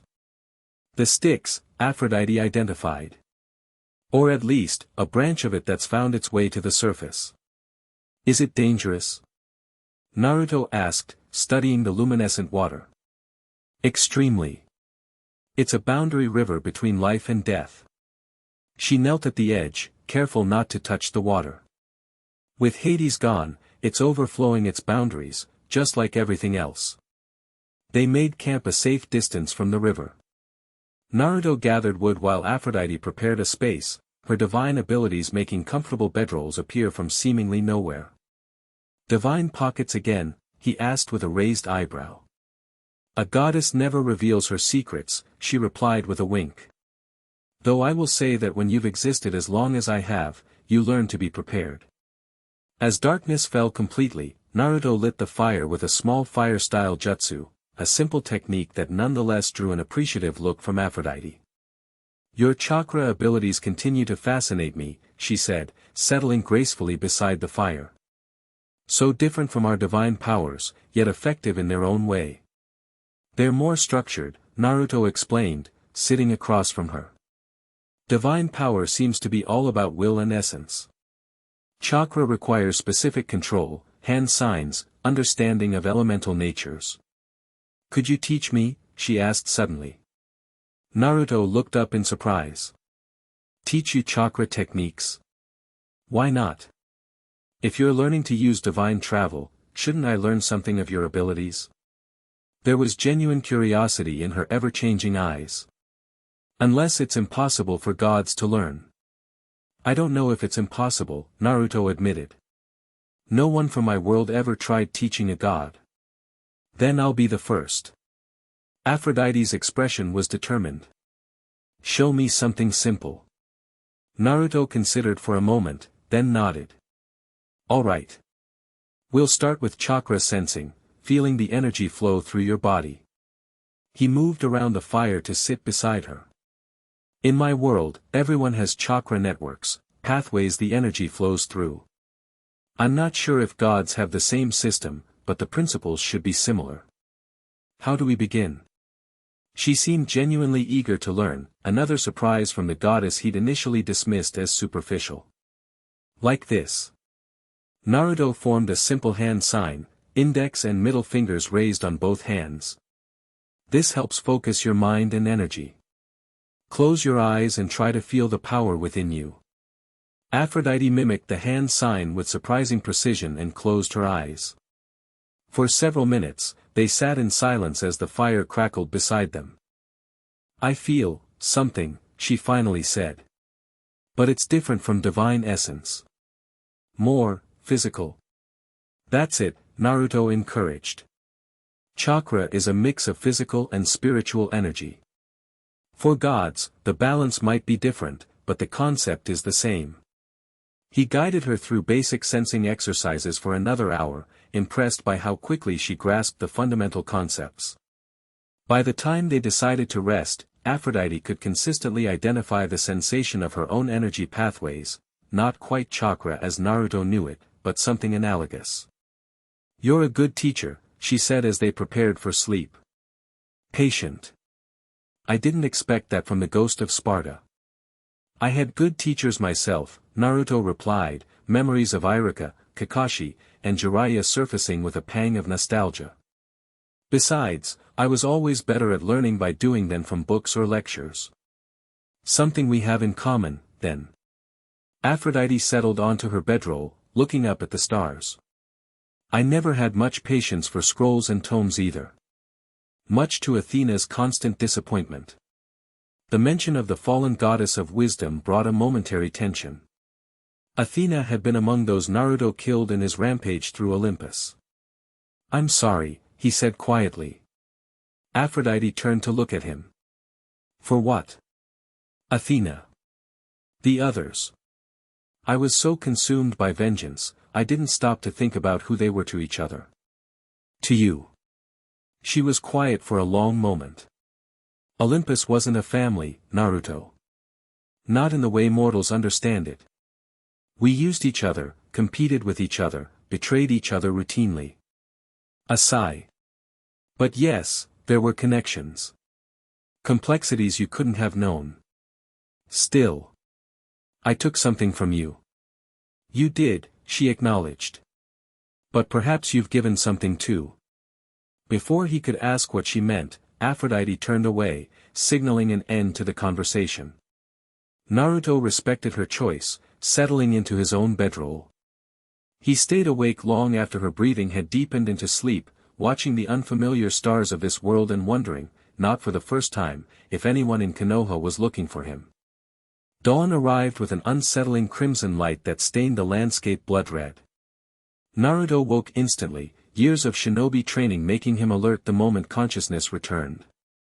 Aphrodite was already up, standing at the edge of their camp and looking toward the river.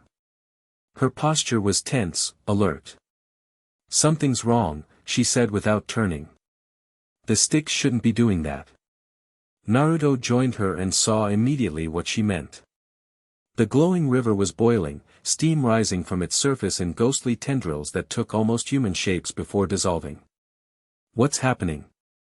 "Someone's using the river as a conduit," she replied, her voice tight. "A way to communicate across divine boundaries." As if summoned by her words, the steam coalesced into a massive face hovering above the water, bearded, ancient, with eyes that seemed to contain the turning of galaxies. "Kronos," Aphrodite whispered, involuntarily stepping back. The face of the Titan King surveyed the landscape until its gaze fell upon them. A smile that contained no warmth stretched across the vaporous features. The goddess of love and the god-killer, the apparition boomed, its voice somehow both distant and overwhelmingly present.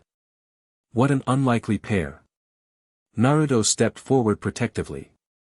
"What do you want, Kronos?" "Merely to deliver a message." The massive eyes fixed on Naruto with terrible intensity. "You have sealed the primary gate of Tartarus, god of war. An impressive feat. If you're here to threaten revenge, get in line," Naruto replied, hand moving toward the blades of chaos on his back. The steam face laughed, the sound causing the ground beneath them to tremble.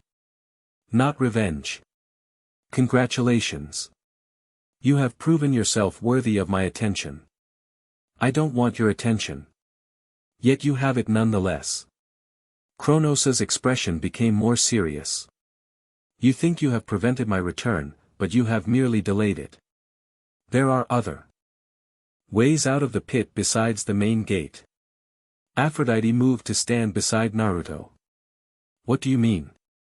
"Ask your ally Prometheus," Kronos replied, malicious amusement in his voice. "Ask him about the keys of Kronos. Ask him what he truly seeks." "Prometheus is helping us stop you," Naruto stated, though a seed of doubt planted itself in his mind. "Is he?" The face began to dissolve, steam dispersing in the morning breeze. "History repeats, god of war. Just as Ares used you, so does my clever son use you now." The apparition faded completely, leaving only the now calm river and a heavy silence. "What was that about?" Naruto asked, turning to Aphrodite. Her expression was troubled. "I don't know. The keys of Kronos. I've never heard of them. Could Prometheus be playing us?" "It's possible," she admitted. "He's always had his own agenda. Helping humanity has been part of it, yes, but never the whole story." Naruto frowned, remembering how conveniently the Titan had appeared after Olympus fell, how readily he had the fragment of Hades's helm. "We need answers," he decided. "But first, we continue to Delphi. If anyone knows the truth about these keys, it would be the Oracle." They broke camp quickly, both unsettled by Kronos's message. As they continued their journey, the landscape grew increasingly strange. Plants grew in metallic hues, animals spoke in riddles before fleeing, and twice they had to avoid sinkholes that opened suddenly beneath their feet. "The chaos is getting worse," Aphrodite observed as they navigated around a field where gravity had reversed, sending dirt and rocks floating upward. "The seal on Tartarus should have stabilized things." "Unless Kronos was telling the truth about other ways out," Naruto replied grimly. They traveled in silence after that, each lost in their own thoughts. By midday, they had entered a region where massive crystals erupted from the earth like frozen fountains, refracting the sunlight into dazzling rainbows. "Beautiful," Aphrodite murmured, placing a hand against one of the larger formations. "But unnatural. This was farm country before." A sound caught Naruto's attention, a rhythmic thumping, like distant drums. "Do you hear that?" he asked, already reaching for his weapons. Aphrodite cocked her head, listening. "Yes.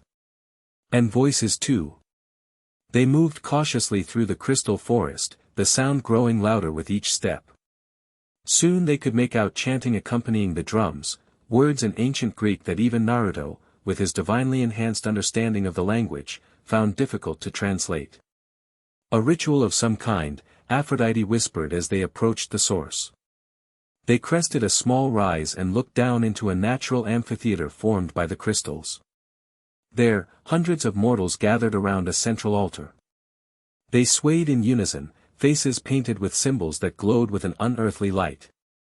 Upon the altar stood a figure in elaborate robes adorned with crystal shards, a priest or priestess of some kind. One of the new cults I mentioned, Aphrodite explained softly. This one appears to worship the chaos itself. As they watched, the robed figure raised a crystalline dagger high. The crowd's chanting intensified, and several people were pushed forward, bound captives, their expressions terrified. They're going to sacrifice them, Naruto realized, already moving. Aphrodite caught his arm. Wait.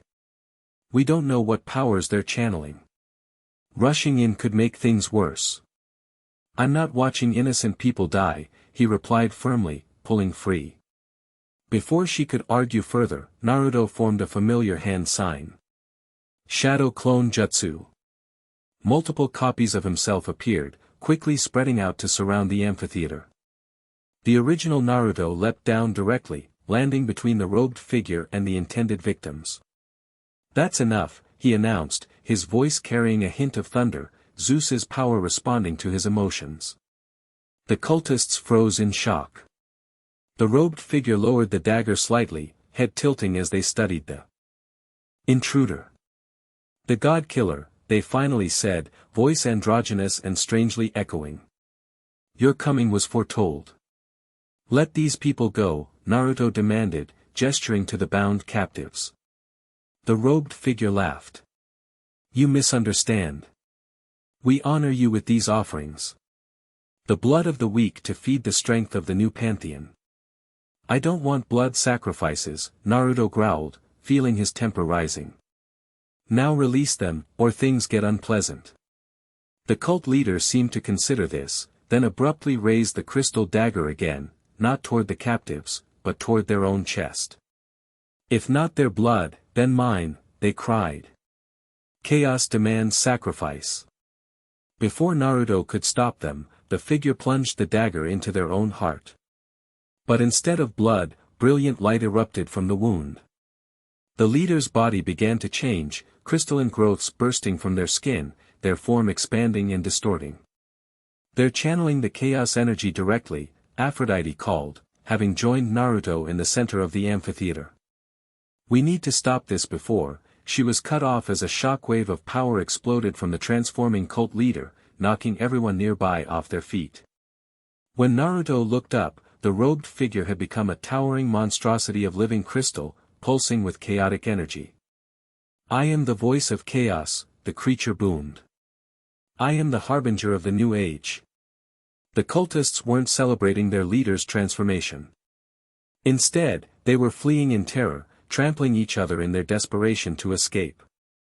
Naruto's shadow clones were already moving to free the captives and guide them to safety.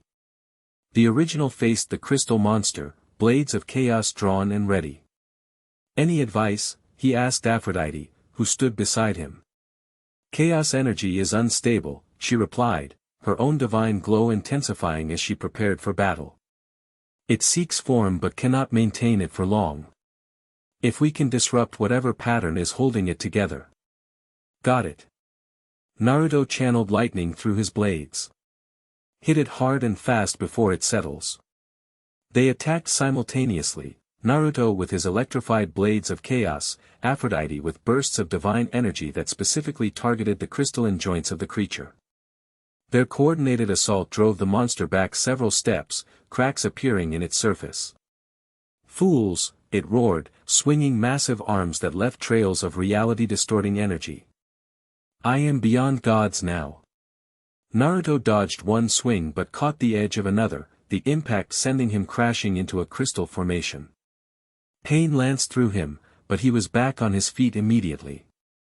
You okay? Aphrodite called, narrowly avoiding a similar attack.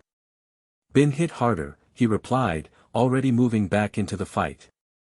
This time, he added chakra to his assault, forming a Rasengan in one hand while wielding a blade of chaos in the other. The spinning chakra ball collided with the creature's midsection, drilling through the crystalline structure and causing a cascade of fractures. The monster howled in pain and fury. Its body began to pulse more erratically, the chaos energy growing wilder, less controlled. It's destabilizing. Aphrodite warned. Naruto, get back. Instead, he pressed the advantage, leaping high and bringing both blades down on the creature's head. Lightning and chakra combined in a devastating strike that split the crystalline form from top to bottom. For a moment, the creature stood frozen, halved but somehow still animate. Then, with a sound like reality itself tearing, it exploded, not into fragments, but into pure chaos energy that expanded outward in a dome of warping light. Naruto reacted instinctively, grabbing Aphrodite and shielding her with his body as the energy washed over them. He felt it trying to change him, to rewrite his very essence, but the combination of powers within him, chakra, nine tails, and divine energy, formed a natural resistance. When the light faded, the amphitheater was transformed. Where ordinary stone had been, now impossible geometries rose in crystalline splendor. The very air shimmered with residual energy. Naruto looked down at Aphrodite, still protected in his embrace. You all right? She nodded, though her form seemed to flicker slightly before stabilizing. That was intense. Chaos energy is particularly difficult for gods to resist. Our essence is too defined, too specific to our domains. Lucky I'm not a conventional god then. Naruto helped her to her feet. His shadow clones returned, reporting that all the captives and even most of the cultists had escaped safely.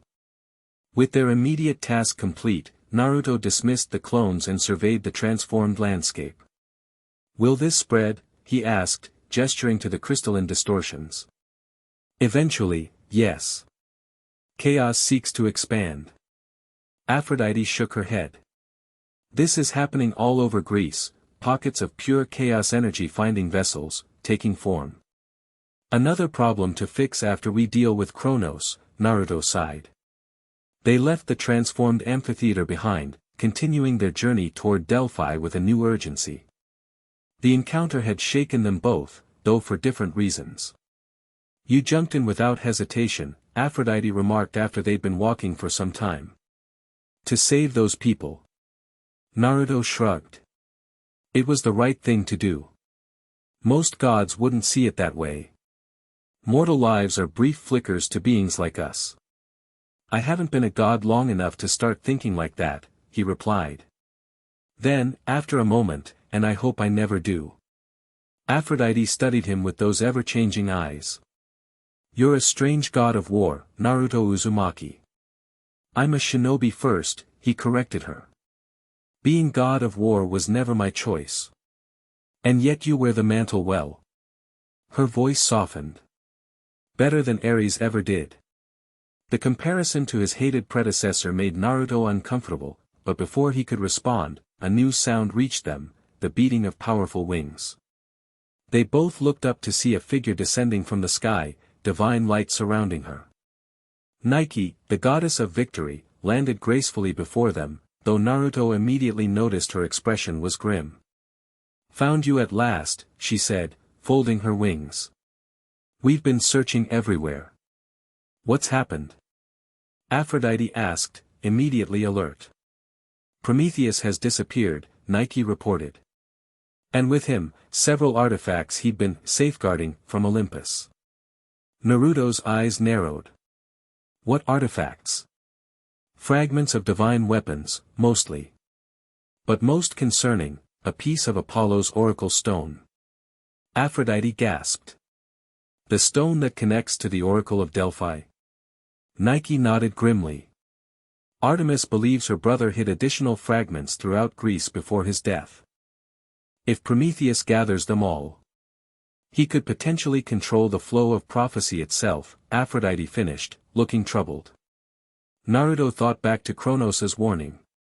Did he mention anything about the keys of Kronos before he disappeared? Nike's expression shifted to surprise.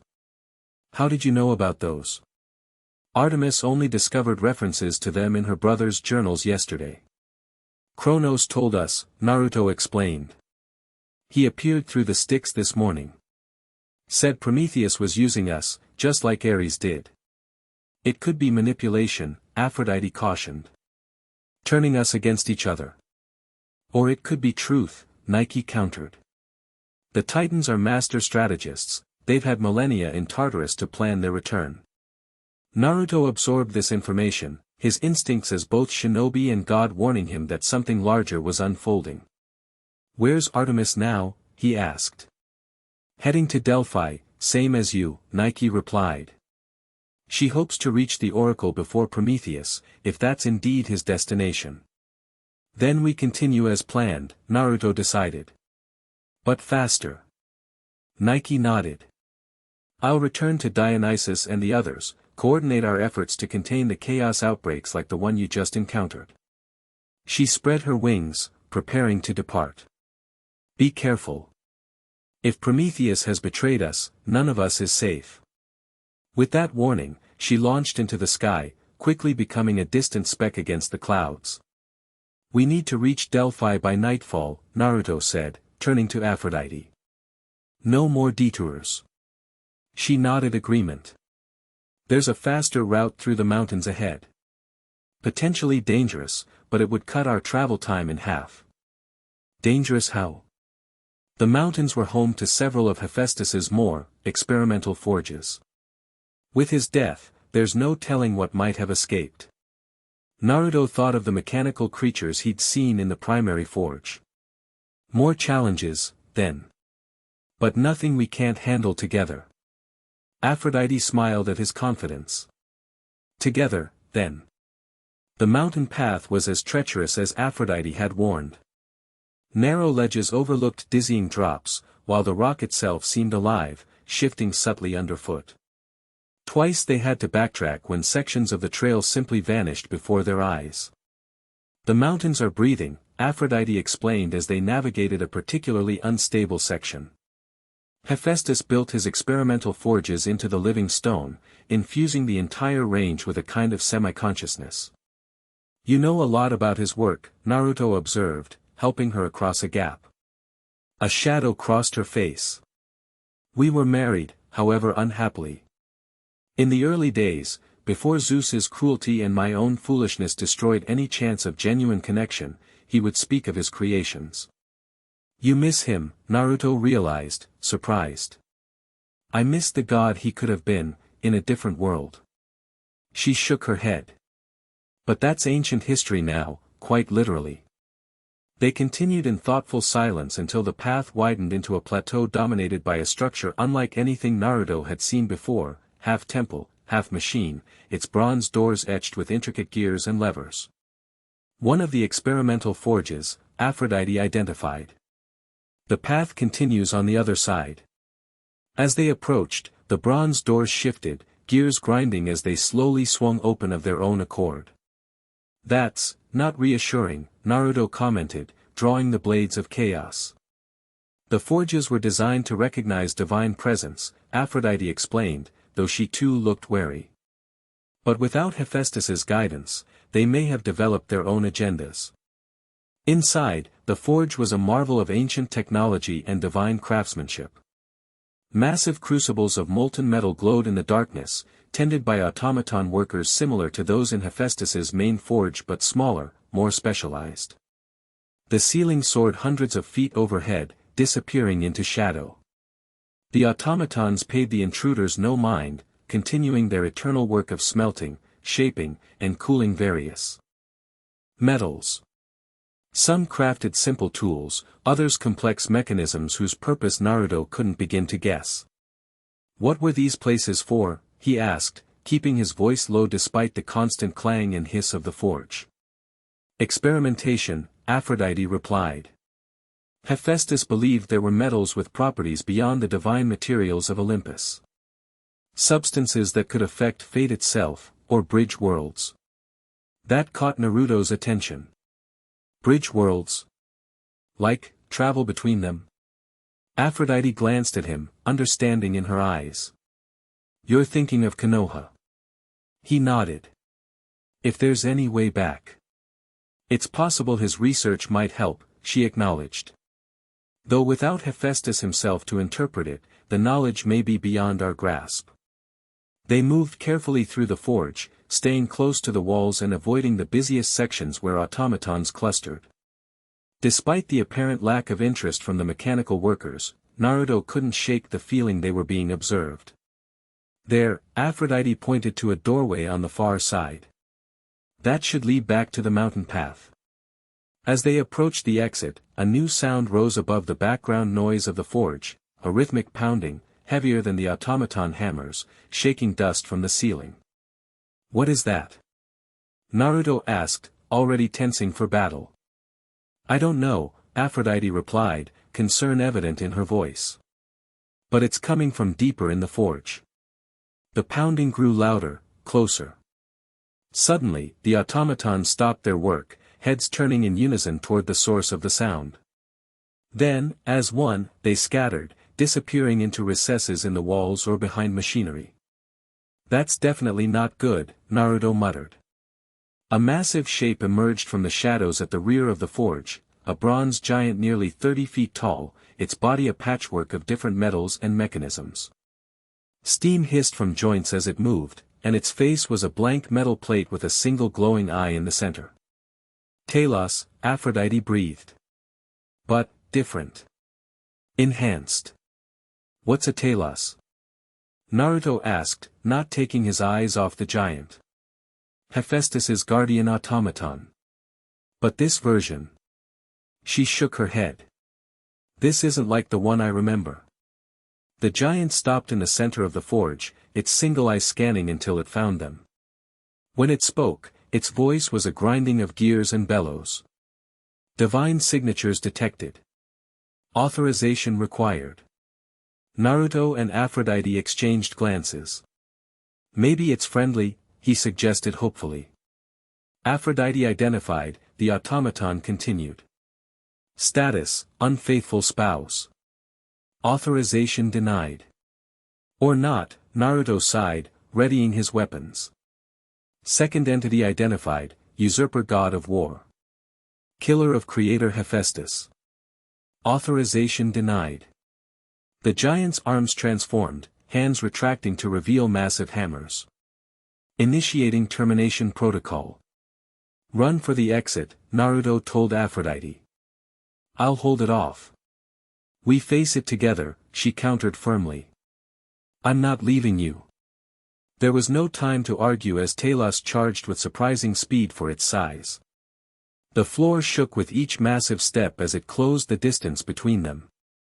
Naruto moved first, using chakra to enhance his leap high above the giant. The blades of chaos whipped out, chains extending to wrap around one of the automaton's arms. Using the momentum of his fall, he pulled himself toward the giant, planning to land on its shoulder. Talos was faster than expected. Its free hand swatted Naruto from the air, sending him crashing into a rack of partially completed weapons. He rolled to his feet immediately, shaking off the impact. Meanwhile, Aphrodite wasn't idle. She raised her hands, divine light flowing from her fingers toward the automaton. Where it touched the bronze body, the metal began to soften, losing structural integrity. Its joints, she called to Naruto. The connection points are weaker. Understanding her strategy, Naruto formed several shadow clones. They spread out, each targeting a different joint, knee, elbow, neck. Lightning. Chakra surged through the blades of chaos, the electricity finding natural conductivity in the metal body. Talos roared, a sound like grinding gears amplified 100-fold. It swung its hammer hands in wide arcs, destroying clones and forge equipment alike. One particularly powerful blow struck a crucible of molten metal, sending the glowing liquid spraying across the chamber. Watch out! Naruto shouted, diving to push Aphrodite clear of the deadly rain. They landed together behind a massive anvil, momentarily shielded from both the molten metal and Talos attacks. "We need a better plan," Naruto said, breathing heavily. "Physical attacks aren't doing enough damage." Aphrodite's eyes suddenly widened. "The eye. That's its control center. If we can damage it," she was cut off as Talos' hammer smashed down on their hiding place, the anvil barely withstanding the blow. They were forced to separate, each rolling in opposite directions. Naruto immediately created more shadow clones, using them as distractions while he circled behind the giant.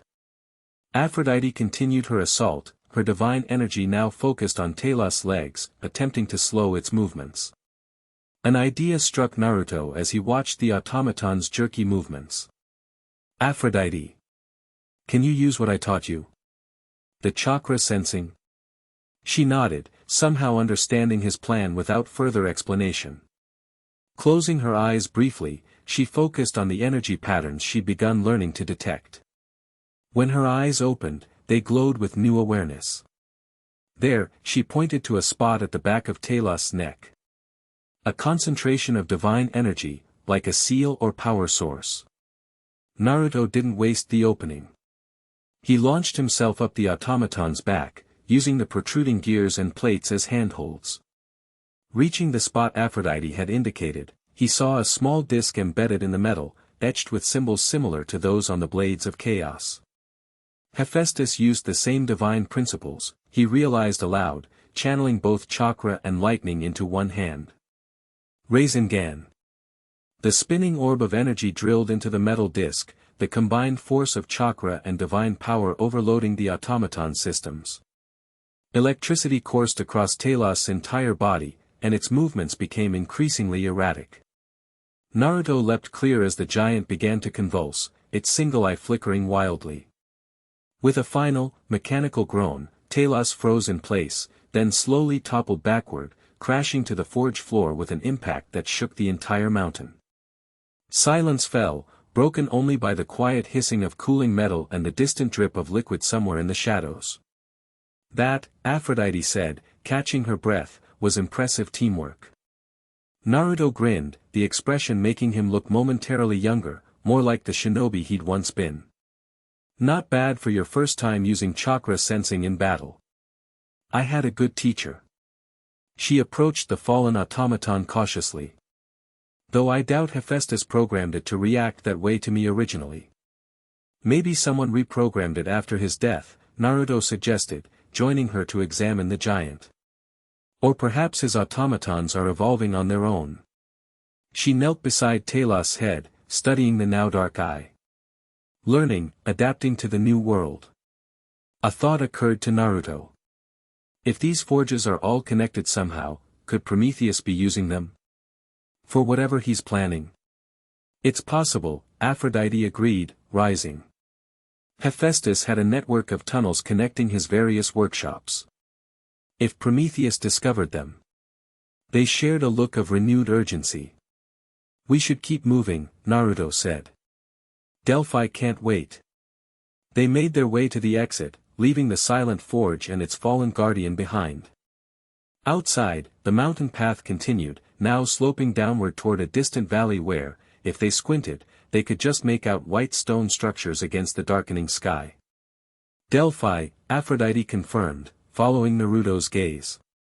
"We'll reach it by nightfall." The oracle's sanctuary at Delphi had always existed. Slightly outside normal reality, even before the fall of Olympus.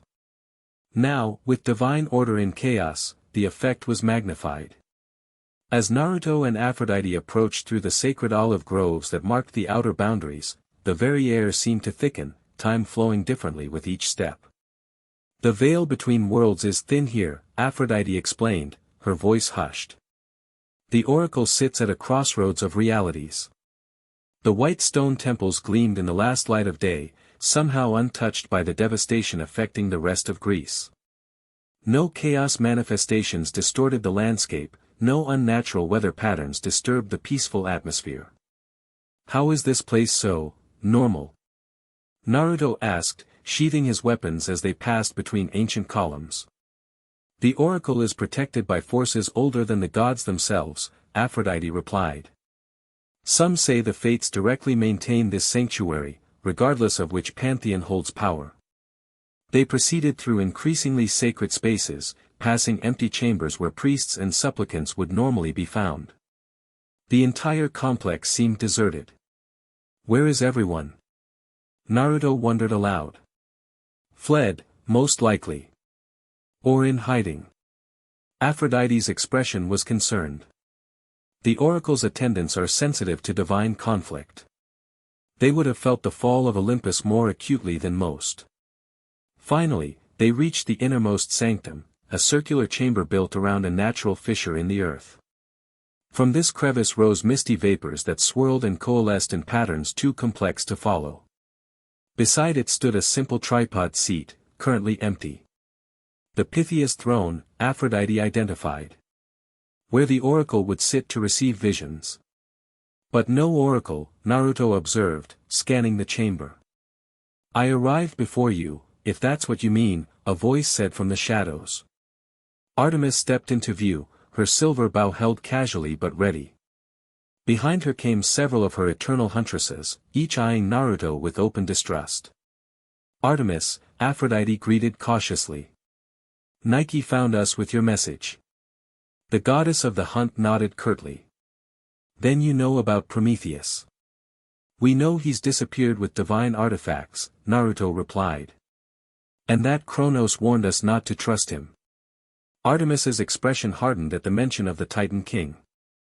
And you believe the words of the being who would destroy all humanity if freed? I don't fully trust anyone in this world, Naruto said frankly. Except maybe her. He nodded toward Aphrodite, whose surprise at his declaration was quickly masked. Touching, Artemis said dryly. But sentiment won't help us now.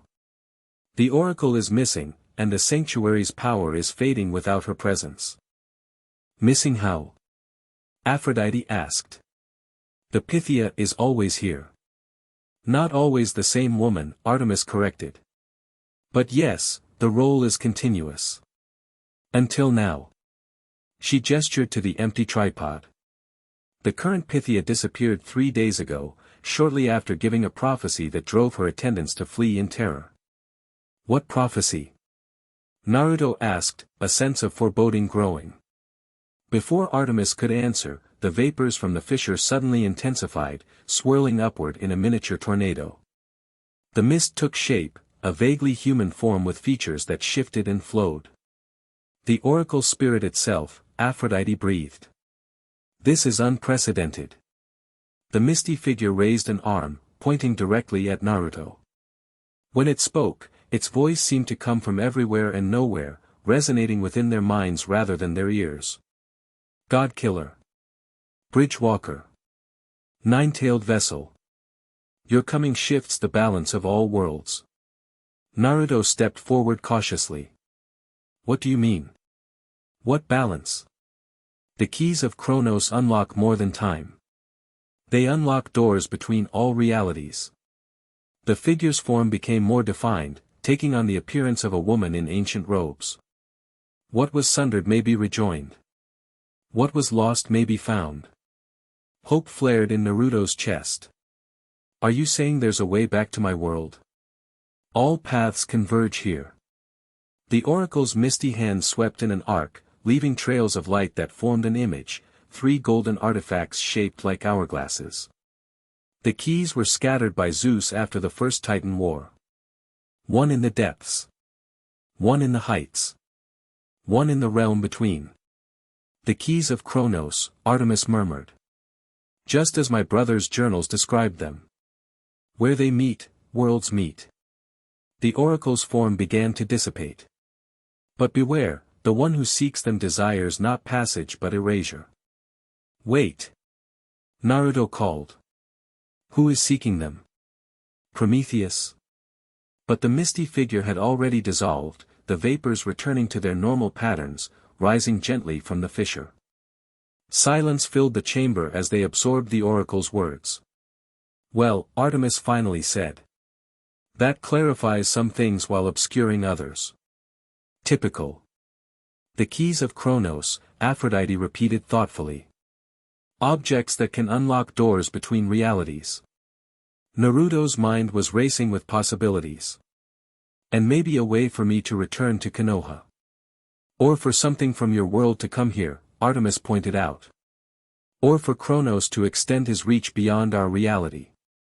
The oracle said someone seeks them for erasure, not passage, Aphrodite reminded them. What could that mean? Erasure of what? Time itself? Specific worlds? Artemis shook her head.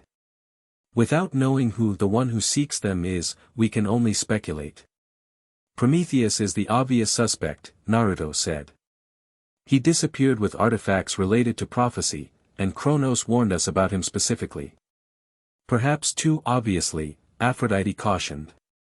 Remember, Titans are master manipulators. Kronos could be misdirecting us.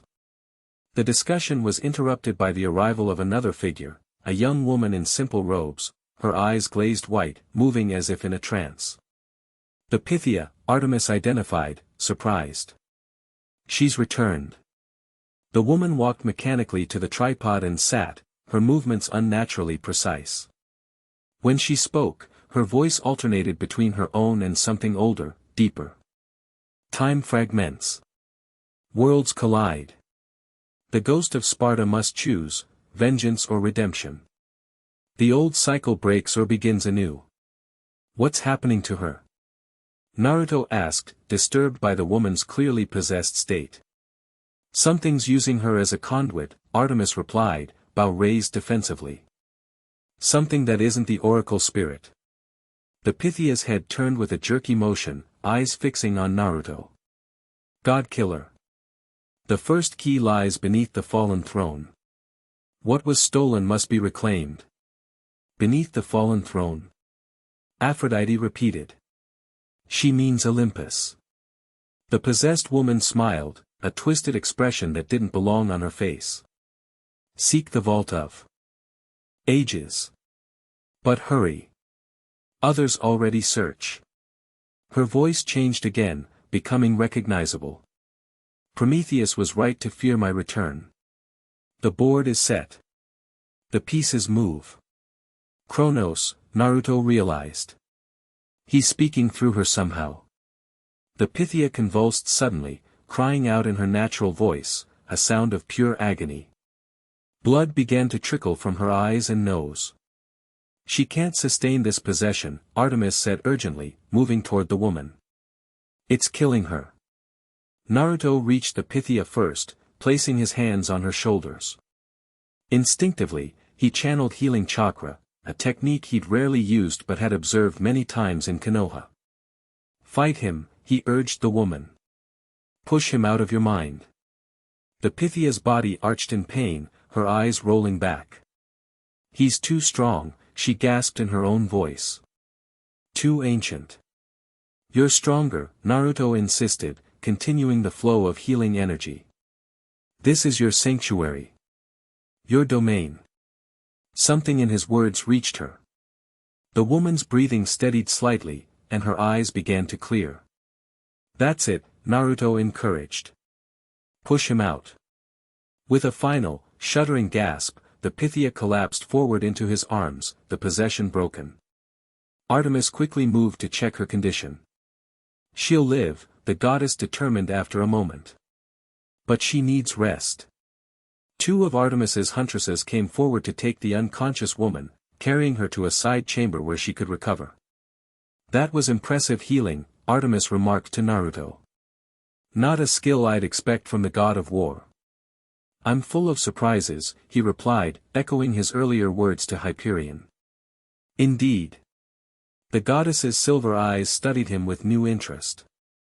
Perhaps Nike was right about you. Before Naruto could ask what she meant, Aphrodite interrupted. We need to focus on what we learned. One of the keys is hidden beneath Olympus, in something called the Vault of Ages. And Kronos knows it's there, Artemis added grimly. He may already have agents searching for it. Then we need to get there first, Naruto decided. Back to Olympus. The irony wasn't lost on any of them, returning to the very place Naruto had so thoroughly destroyed in his quest for vengeance. But with the oracle's words echoing in their minds, the path forward was clear. "I'll continue investigating the other keys," Artemis said. "My huntresses can search far more efficiently than most." "We'll secure the first key," Naruto confirmed. "And hope Prometheus isn't already ahead of us." As they prepared to leave Delphi, Aphrodite pulled Naruto aside. "You meant what you said earlier? About trusting me?" Her expression held a vulnerability he hadn't seen before, a genuine question rather than a seductive manipulation. "Yeah," he said simply. "I do." Something shifted in her ever-changing eyes, a warmth, a gratitude that needed no words. She squeezed his hand briefly before turning to follow Artemis.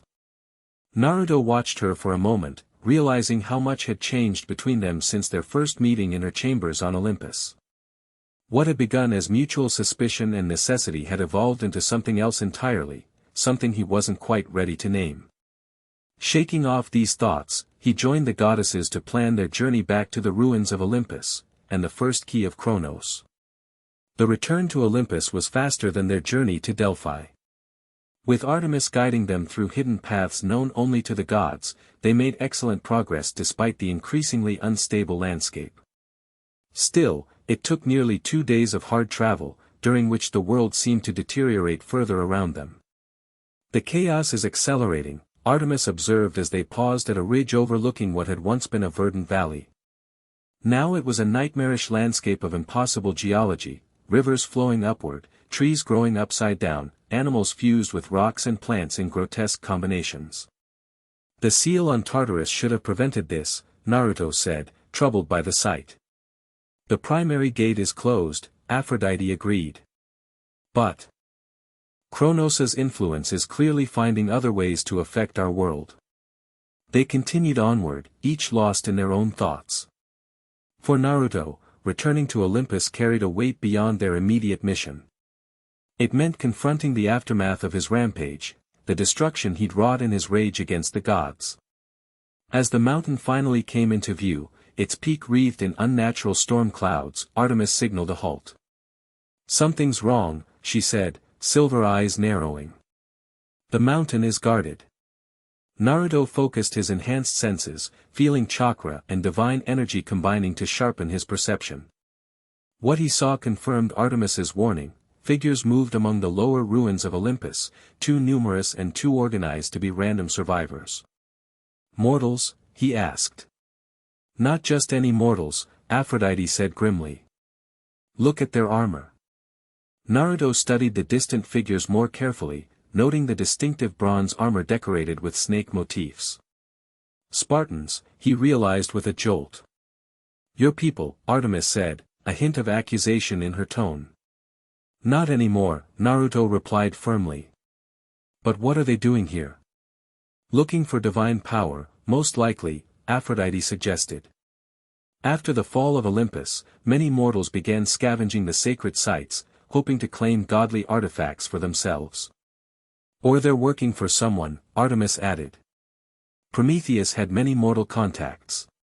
So do the remaining titans." Naruto considered their options. "How do we get past them to the vault?" "We could fight through," Artemis suggested, hand moving to her bow. "Though I'd prefer not to kill mortals if possible." "No need for that," Aphrodite intervened. "I know a different approach. One of Hephaestus's hidden entrances." Both Naruto and Artemis looked at her in surprise.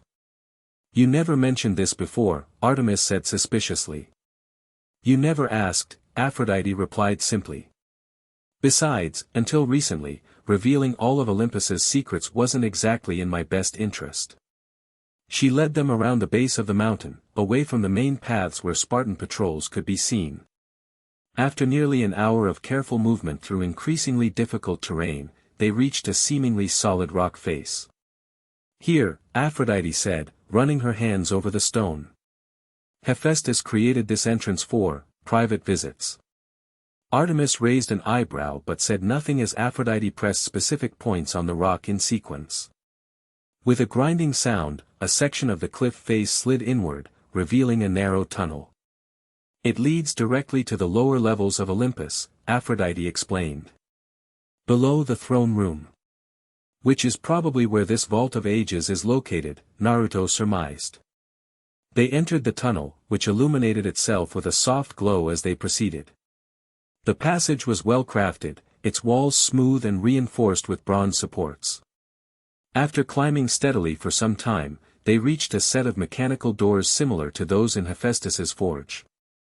These will open into Olympus proper, Aphrodite said quietly. We should be prepared for anything. Naruto readied the blades of chaos, while Artemis knocked an arrow to her bow. Aphrodite herself began to glow subtly with divine energy. The doors opened silently onto a massive chamber Naruto didn't recognize from his previous assault on Olympus, a vast library with scrolls and tablets stretching from floor to ceiling on towering shelves. The archives of Zeus, Artemis identified, awe in her voice despite herself. I thought they were destroyed. Most of Olympus's knowledge was kept here, Aphrodite explained. History, prophecy, divine law, all recorded and preserved. And hidden from most of the pantheon, Artemis added pointedly. Zeus was never one for sharing information. They moved cautiously through the archives, alert for any sign of Spartan patrols. The chamber seemed untouched by the destruction that had befallen the rest of Olympus, no collapsed columns, no shattered statues. Even the air felt different, charged with lingering divine energy. How do we find the vault from here? Naruto asked, keeping his voice low. There should be references in the archives themselves, Artemis replied, already scanning nearby scrolls. Zeus would have kept records of such an important location. They split up to search more efficiently, each taking a different section of the vast library. Naruto found himself in an area devoted to what appeared to be maps, not just of the mortal world, but of divine realms, conceptual spaces, and places that couldn't possibly exist in normal reality. One tablet caught his attention, a diagram of Olympus itself, showing layers beneath the mountain that he'd never seen during his rampage. Deepest of all was a chamber labeled in ancient Greek with symbols that shifted even as he tried to read them. I think I found something, he called softly to the others. Aphrodite and Artemis joined him, examining the tablet together. The Vault of Ages, Artemis confirmed, tracing the shifting symbols. Directly beneath Zeus's throne room. How do we access it? Naruto asked, studying the complex diagram.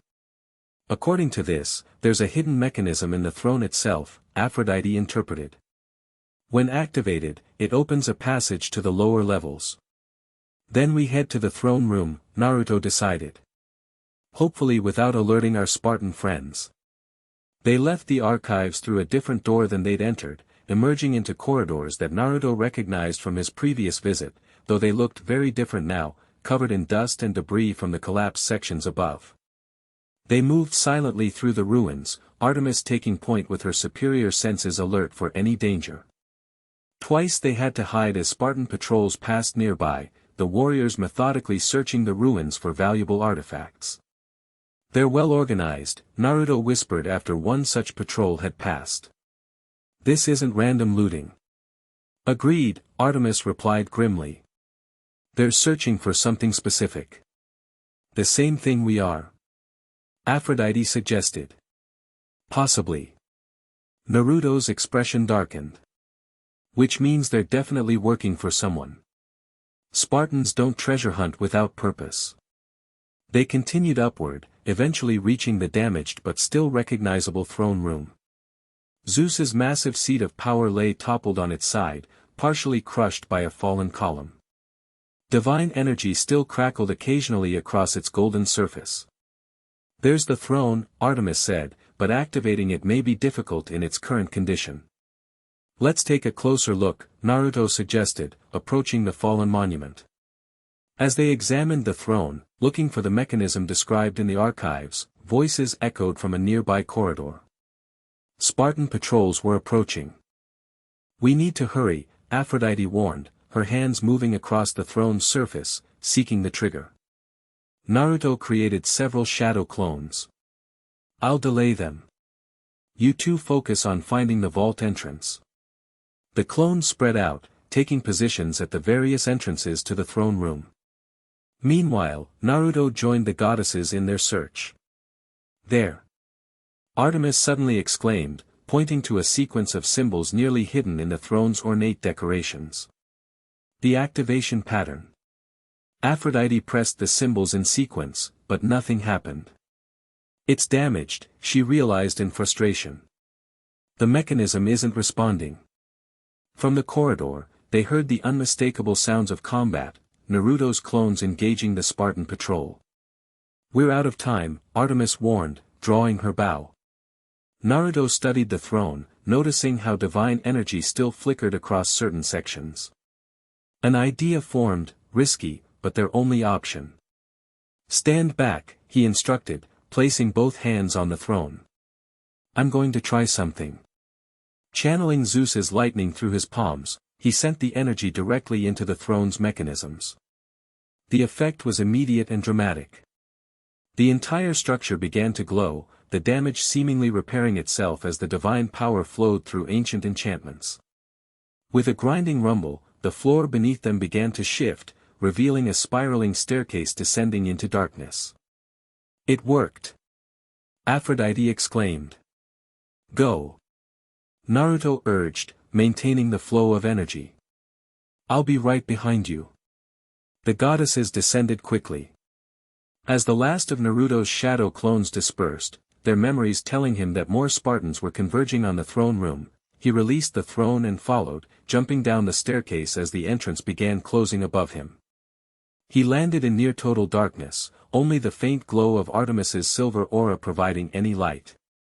"Where are we?" he asked, creating a small Rasengan to provide additional illumination. The swirling chakra ball revealed a vast chamber unlike anything else in Olympus. Its walls were not stone or marble, but a material that seemed to shift and flow like liquid metal. The ceiling was lost in darkness above, while the floor beneath their feet was etched with constellations that slowly moved in patterns matching the night sky. "The Vault of Ages," Artemis breathed, her normal stoicism giving way to wonder. "Few gods have ever seen this place." At the center of the chamber stood a pedestal of pure crystal, and upon it, glowing with inner light, was an object exactly matching the oracle's vision, a golden hourglass, the sand within it flowing both upward and downward simultaneously, defying gravity. The first key of Chronos, Aphrodite identified. Naruto approached cautiously. "Seems too easy." "Zeus never expected anyone to reach this place," Artemis explained. The vault itself was protection enough. Just as Naruto reached for the key, a slow clapping echoed through the chamber. They spun to see a figure emerging from shadows that shouldn't have been able to conceal him, Prometheus, his expression triumphant. "Well done," the Titan said, stepping fully into the light of Naruto's Rasengan. "I knew you would lead me here eventually." Artemis immediately drew her bow, silver arrow pointed at the Titan's heart. "You betrayed us." "Did I?" Prometheus spread his hands innocently.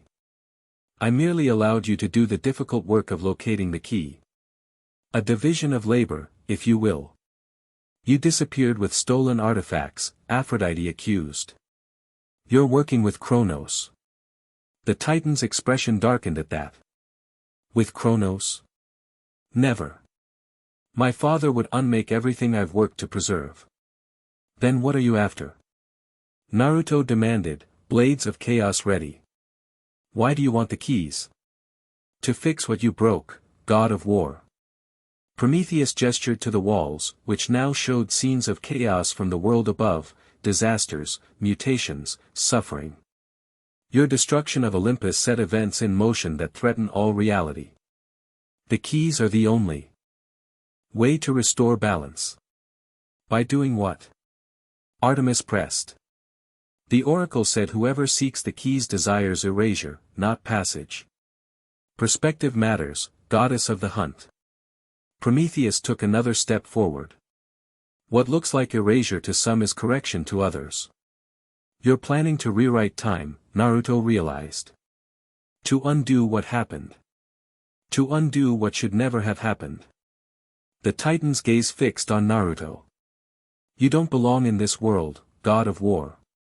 Your arrival was an anomaly, a rip in the fabric of reality that needs to be mended. The accusation struck deeper than Naruto expected. Hadn't he often thought the same thing? That he was an intruder here, out of place, out of time. And what happens to Naruto in your correction? Aphrodite asked, moving protectively closer to him. He returns where he belongs, Prometheus replied. To his Konoha. To his proper timeline. Is that not what you want, God of War? To go home? The offer was tempting, painfully so. Home. Konoha. His friends, his dream of becoming Hokage. Everything he'd lost when he was torn from his world. Not at the cost of erasing what's happened here, Naruto finally said, surprising even himself with his certainty. Not at the cost of the people who would be affected. His gaze briefly met Aphrodite's, whose expression showed a mixture of surprise and something deeper, more vulnerable. Prometheus sighed.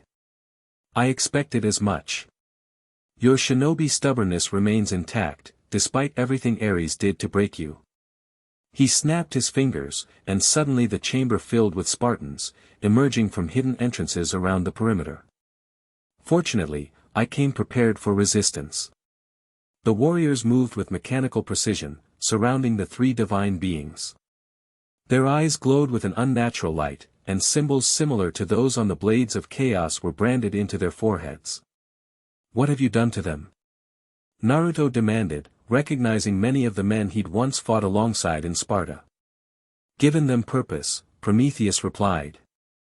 The same way Ares once gave you purpose. They serve willingly, for the greater good. You've enslaved them, Naruto growled, anger rising at the familiar tactics. Semantics. The Titan gestured to the warriors. Secure the key. Kill the goddesses if necessary, but the god of war must be taken alive. The Spartans attacked as one, their movements enhanced by whatever power Prometheus had granted them. Naruto, Artemis, and Aphrodite formed a defensive triangle, back to back as they faced the onslaught. Try not to kill them, Naruto urged as he deflected the first wave with the flat of his blades. They're being controlled. Easier said than done, Artemis replied, using her bow as a staff to knock attackers unconscious rather than shooting to kill. Aphrodite surprised both of them with her effectiveness in combat. While not a warrior goddess, her divine abilities allowed her to confuse and disorient opponents, making them fight each other instead of her. Despite their efforts to spare the controlled Spartans, the battle quickly escalated as more warriors poured into the chamber. Prometheus himself remained at a distance, watching the conflict with calculating eyes.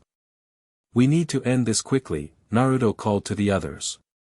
Get the key before Prometheus can. He created multiple shadow clones to clear a path toward the pedestal, but the Spartans seemed to anticipate this strategy. Several broke away to form a barrier between them and the key. Artemis switched to firing non-lethal arrows that exploded into nets of silver energy, entangling groups of warriors. I can't hold them long with these, she warned. Naruto made a split-second decision. Cover me, he shouted, then focused inward. Kurama, I need your help. About time, Kit, the fox replied from within. These small fries are getting annoying. A surge of combined chakra and divine energy erupted from Naruto, the Ninetales power mixing with the god of war's essence to create a glowing aura around his body. His eyes shifted to red, whisker marks deepened, and a single chakra tail formed behind him. The controlled Spartans hesitated, sensing the immense power now radiating from their opponent. What is this? Prometheus demanded, genuine surprise in his voice. What power are you drawing on? Naruto didn't bother answering. Moving with enhanced speed, he tore through the ranks of warriors, still careful not to inflict lethal damage, but no longer holding back his strength. Bodies flew in every direction as he carved a path toward the key. Artemis and Aphrodite pressed the advantage his transformation had created, the former unleashing a barrage of arrows that pinned warriors to the walls and floor, the latter amplifying her divine charm to break Prometheus's control over several Spartans at once. Naruto reached the pedestal just as Prometheus realized his plan was failing. The Titan moved with surprising speed, lunging for the key simultaneously. Their hands closed around the golden hourglass at the same moment. Instantly, a shock wave of temporal energy exploded outward, freezing everyone in the chamber except Naruto and Prometheus. The two found themselves in what seemed to be a bubble outside normal time, the others visible but completely motionless. "You don't understand what you're interfering with," Prometheus said urgently, still gripping the key. "The balance of all realities is at stake." "I understand enough," Naruto countered. "You want to erase what's happened, regardless of the consequences for those living in this world now. This world is dying because of what you did." The Titan's calm facade finally cracked. "The chaos spreads daily. Without correction, it will consume everything, not just this reality, but all connected ones. Including your precious Konoha." For an instant, doubt crept into Naruto's resolve. What if Prometheus was right? What if his presence here, his actions, truly threatened everything? The moment of hesitation was all Prometheus needed. With a surge of Titan strength, he wrenched the key from Naruto's grasp. "I take no pleasure in this," the Titan said, raising the hourglass high. "But necessary actions rarely bring joy." Before he could activate the key, however, something unexpected happened. The time bubble surrounding them flickered, and suddenly Aphrodite was there, moving despite the temporal freeze affecting everyone else. "How?" Prometheus began. "Goddess of love," she replied with a dangerous smile. "Passion transcends time, Titan." She struck with divine speed, her hand closing around the key and pulling it from his grasp. The moment it left Prometheus's possession, the time bubble collapsed. Everyone in the chamber unfroze, the battle resuming as if no interruption had occurred. "The key!" Prometheus shouted to his warriors. "Get the key!" But Naruto was ready. As Aphrodite tossed the golden hourglass to him, he channeled both chakra and divine energy into it, instinctively sensing how to activate its power. "Everyone hold on to me," he shouted to Artemis and Aphrodite. The goddesses fought their way to his side, each grasping one of his arms. As the Spartans closed in, the key began to glow with blinding intensity. "No!" Prometheus lunged forward, but too late. Reality itself seemed to fold around Naruto and the goddesses. The vault of ages, Prometheus, and the controlled Spartans vanished in a flash of golden light. When their vision cleared, they found themselves standing on a deserted beach, the rhythmic crash of waves the only sound. The key of Chronos glowed softly in Naruto's hand, warm to the touch. "What did you do?" Artemis asked, recovering her balance. "I'm not entirely sure," Naruto admitted. "I just knew how to use it. Wanted us somewhere safe." "Temporal displacement," Aphrodite suggested, looking around. "We've moved in both space and time." "How far?" Artemis surveyed the unfamiliar coastline with concern. "Not far temporally," Aphrodite assured her. "The sun's position is consistent with late afternoon. We've been gone only hours, not days." "But where are we?" Naruto asked. Artemis oriented herself by the stars just beginning to appear in the early evening sky. "Southern coast. Near Sparta, ironically enough." "Prometheus will be looking for us," Aphrodite warned.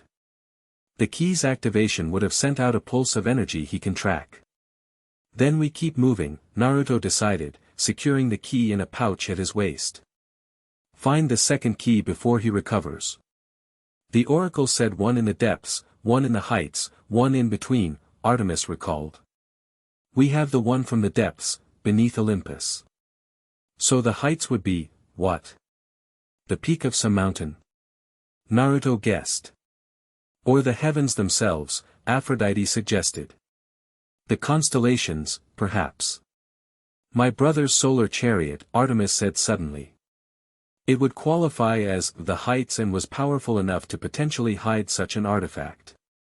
"But Apollo's chariot fell when Naruto killed him," Aphrodite pointed out, carefully avoiding accusation in her tone. It crashed somewhere in the Eastern Sea. Then that's where we go next, Naruto decided. But first, we need rest.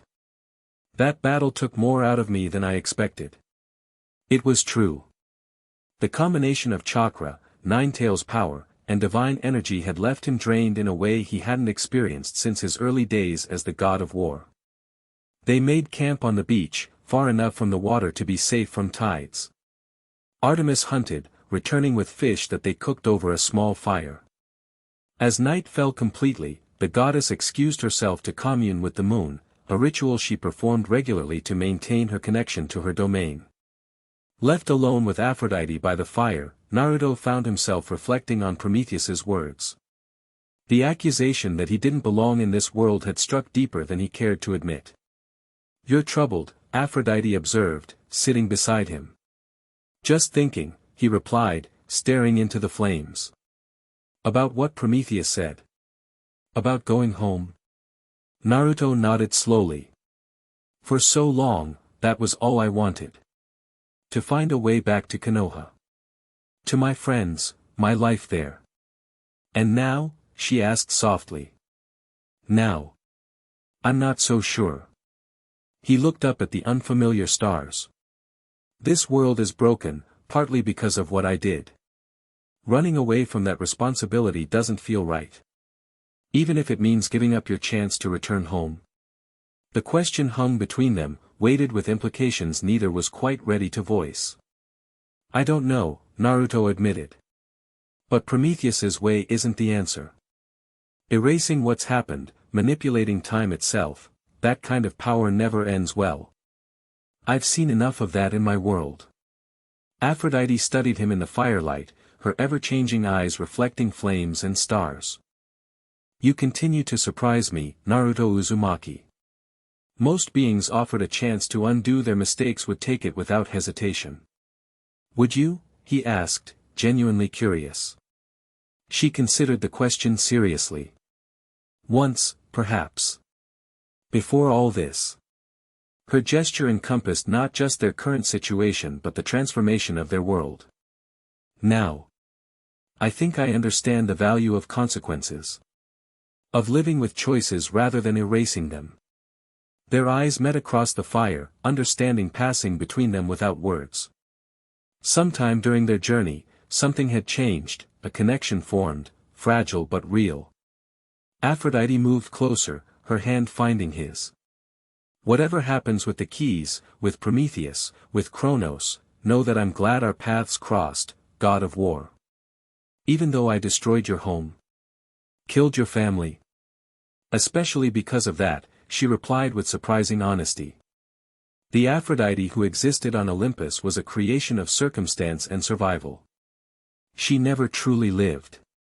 A soft smile. "I'm learning how now." The moment between them deepened, the air charged with unspoken feelings. Slowly, inevitably, they leaned toward each other. Their kiss was gentle at first, tentative, exploring. Then deeper, more urgent. Divine energy mingled with chakra where they touched, creating sparks that danced across their skin. When they finally parted, both slightly breathless, Naruto found himself at a rare loss for words. This wasn't the seductive goddess he'd first met in the ruins of Olympus. This was someone new, or perhaps someone who had always existed beneath the surface, waiting for the chance to emerge. He began, but Aphrodite placed a finger against his lips. "No need for words," she said softly. "Some things transcend language." She settled against him, head resting on his shoulder as they watched the fire together. Eventually, sleep claimed them both, still intertwined beneath the stars of a broken but somehow beautiful world. Dawn broke with unsettling swiftness, the sun practically leaping above the horizon rather than rising gradually. Another sign of the cosmic disorder affecting their world. Artemis returned from her night communion with the moon, her expression grim. "The chaos spreads faster than we thought," she reported as Naruto and Aphrodite broke camp. "Entire regions are becoming uninhabitable. And I sensed something else, a gathering darkness near Delphi." Prometheus? Naruto suggested. Perhaps. Or something worse. The huntress shouldered her bow. We should move quickly. The solar chariot's crash site is 3 days' journey eastward if we travel conventionally. Or we could try something else, Naruto suggested. He held up the key of Chronos, which still glowed softly with inner light. This transported us once already. Dangerous, Artemis cautioned. Each use of such an artifact sends out ripples through time and space. We'd be announcing our location to anyone sensitive to such disturbances. Including Prometheus and possibly Chronos, Aphrodite agreed. But it might be worth the risk to secure the second key quickly. After brief deliberation, they decided to use the key, but not directly to their destination. Instead, they would transport to a location several miles from the crash site, then approach more cautiously on foot. Naruto activated the key as he had before, focusing his combined energies through the golden hourglass. The beach dissolved around them, replaced momentarily by a swirling vortex of temporal energy. When reality reasserted itself, they stood on a rocky hillside overlooking a vast expanse of sea.